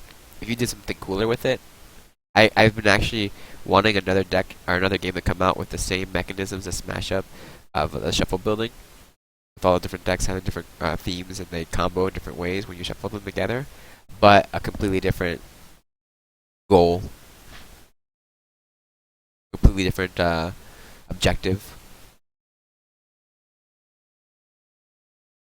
That's on the hotness.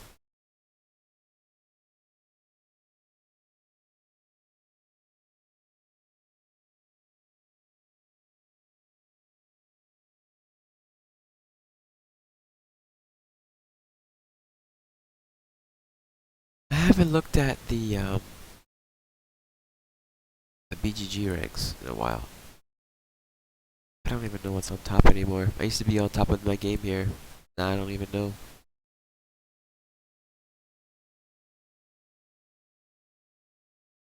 I don't even know anymore.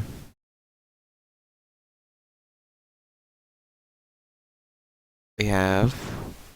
Oh, Pandemic Legacy is still up here. I didn't realize that it passed Twilight Struggle. Wow. Through the Ages is a good game. Terra Mystica. I like Caverna. I enjoy Caverna. Still have never played Puerto Rico, surprisingly.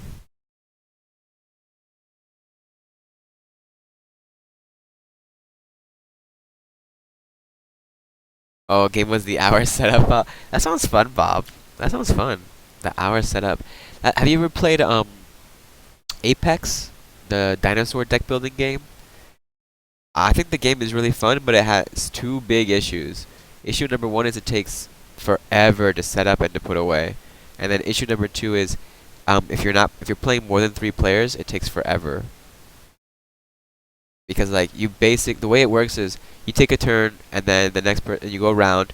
At the end of a round, you pass the first player marker and the next person gets to go. So if after you go first, you have to wait for every other player to go twice before you get to do anything else again. Which with 3 players is okay. With 4 players, it gets takes a long time, and then if you go more than that, it takes forever. Apex is pretty fun.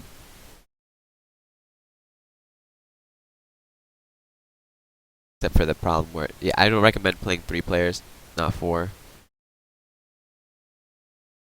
Alright guys, the goal is to take this thing, lower it, and put ashes in its spot.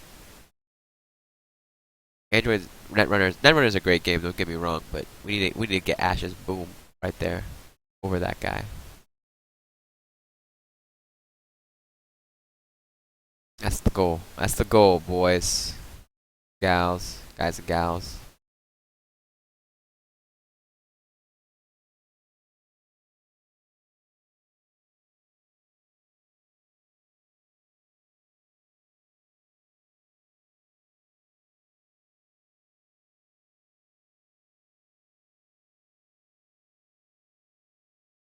We're at 311. That's alright, we're coming up there. We're at 8 in customizable. That's good. Oh wow, they work fast, man. They were posted these guys up on VGG.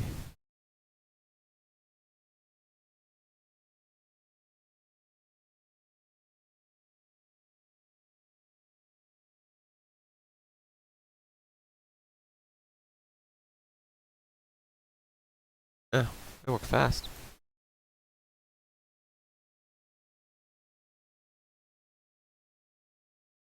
True. That's very true. That's true. If you take into account that Ashes is based on original IP, it's not trying to pull off of Android. It's not trying to pull off the fame of Netrunner, which existed beforehand as well. It's not trying to pull off Star Wars IP right here. Star Wars. It's not trying to pull from Lord of the Rings or Game of Thrones. You know, solid IPs that have been established for a while that already have a large fan base that's gonna buy into it. I mean, it's above Dice Masters. It's been out less than Dice Masters, and DC Comics have I mean, Marvel and DC have way more. It's a way larger IP than Ashes, which had nothing. That's pretty impressive. I mean, that just tells me the game's not as good, which, yeah, it's not as good.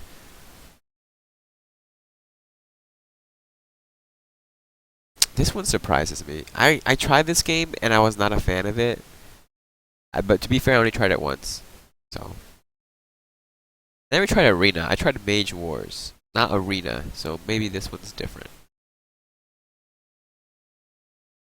This game, I haven't tried. I've only played on this list. I've played X-Wing, and I've played Android. I played Summoner Wars like once also. I played Mage Wars. And I played Lord of the Rings once, and Ashes from the guys that are here. So I've never played the Game of Thrones. I guess is the only one here I haven't played. I think Ashes is better than all of them. Obviously.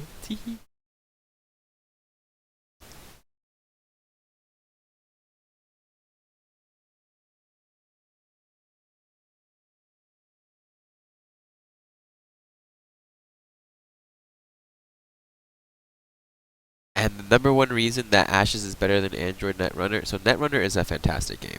I will say it's a fantastic game, but it's a different type of game. It's a very bluffing style game. It's a much more bluffing and mind game. Well, mind game. There's a lot of mind games in Ashes, but not as much bluffing. There's a lot of bluffing in Netrunner, and then it's got that stupid setup about how you in terms of purchasing. It's like, oh, hey, a deck, new cards just came out. Cool, I'll buy them. As soon as you buy your cards, we're previewing the next set, so you feel like the cards I just bought are already old because you guys are already previewing the next expansion. That's why I felt weird. Lord of the Rings is actually quite fun. I like that it's cooperative and you build your own. It's a really unique game in that aspect, so it is fun.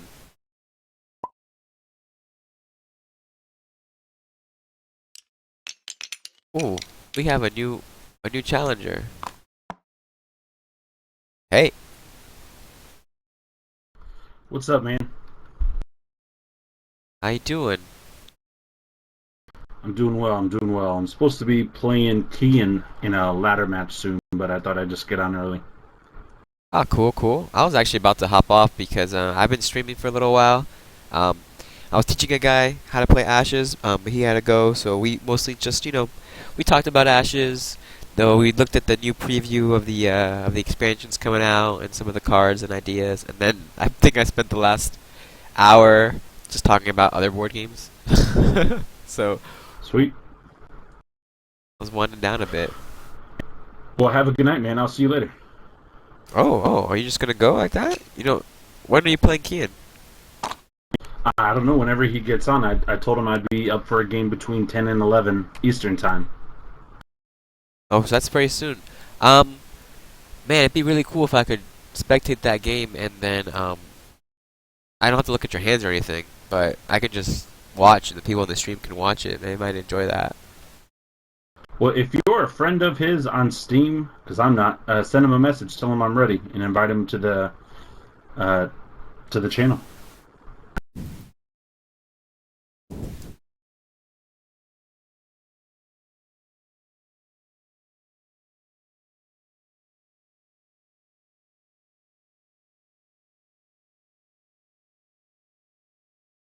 All right, I messaged him. Says he's online, but whether he's actually at his computer, I don't know.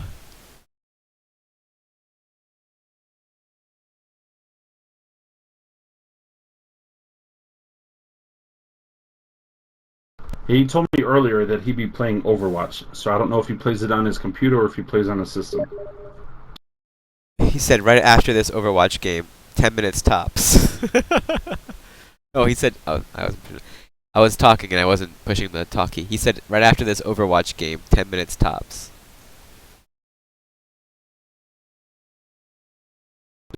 Okay. Now, hey, listen, since he's not on here, I'm going to be playing the same deck that I played with you and that I took to the tournament. So, any quick tips? Um.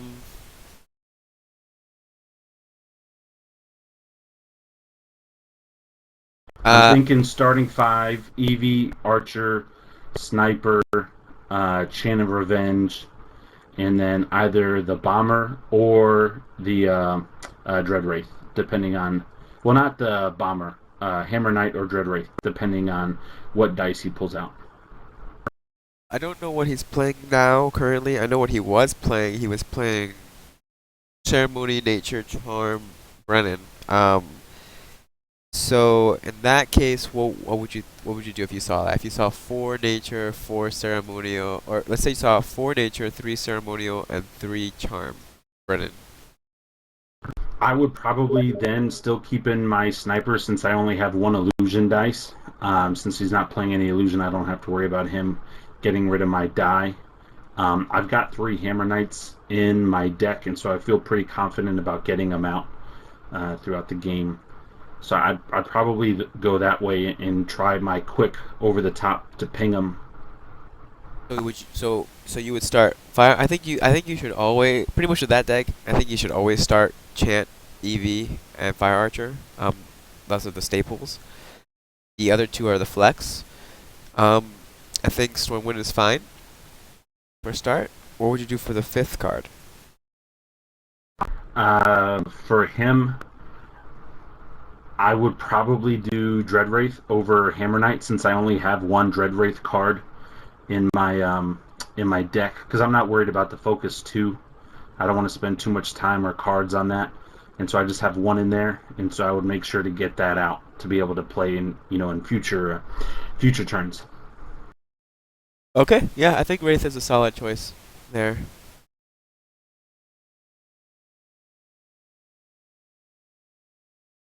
I mean, it sounds like it's gonna be a fun match to watch. I'm excited. We'll see. I'm nervous, because uh, they're pretty good. I mean, they have a whole show talking about how much they love Ashes. So I'm a little nervous. We'll see. That's all right. No need to worry. I mean, the best main action player is Jarrett. He's now the new main act. He's now official main action. Yeah, he's their sound guy. Yeah, they are good players though. But Jared is yeah, he's a really good player. Like really good. He's on a different. I'm not knocking the other guys. They're all good players, but he's on a different level. I think he's a better player than me too. He's a really yeah, he is a better player than me. Honestly, he's a good player. He's strong. Well, I signed up today for the afternoon tournament in Gen Con, so now it's like Friday. I'm doing Ashes all day. Friday.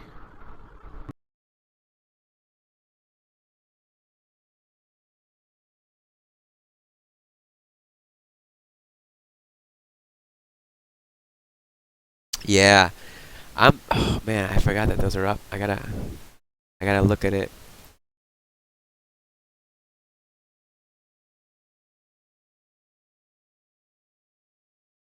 That's right. I remember seeing that. I haven't looked at the events yet.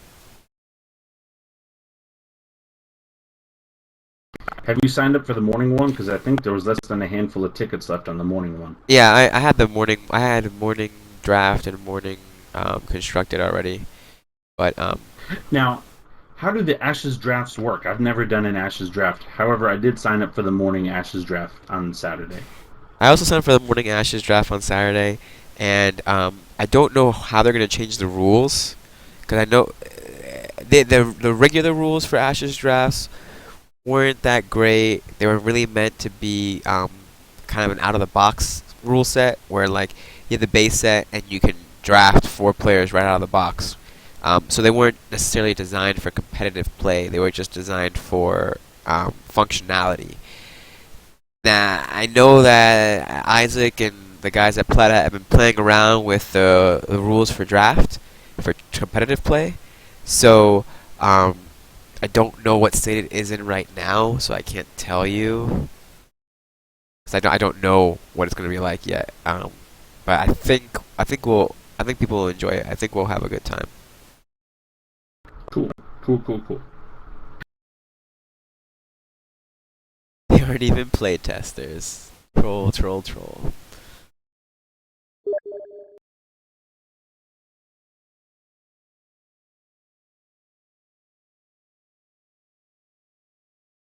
Now, when you watch, are you going to comment live or are you going to comment for only your channel to hear you? I'll comment, but only the Twitch channel will hear. So, and I'm not gonna know your hands, so there's none of that's gonna be there.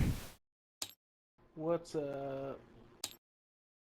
Hello, hello, is this Kian? It is. When you ready to do this? I mean, I guess.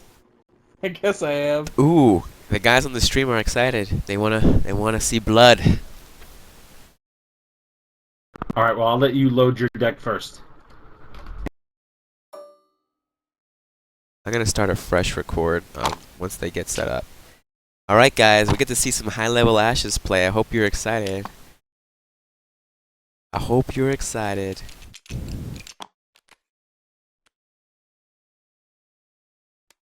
Um,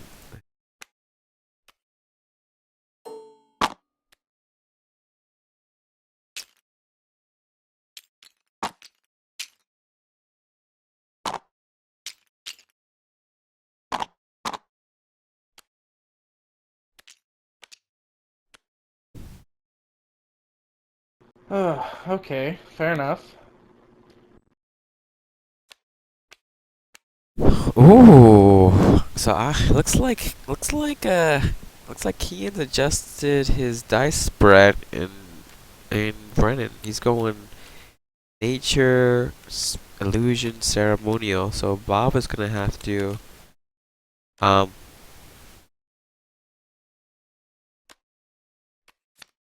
12 card snake. Each player picks sets of 3. Maybe it's Kian and Robert Newman.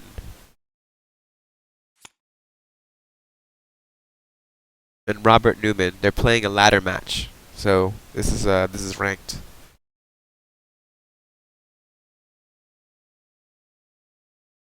Guys, this is gonna be an exciting game. This is gonna be some high level play right here, boys. I'm gonna start a fresh record right now. So we got this. We got this separate from all of the other shenanigans on this stream so far.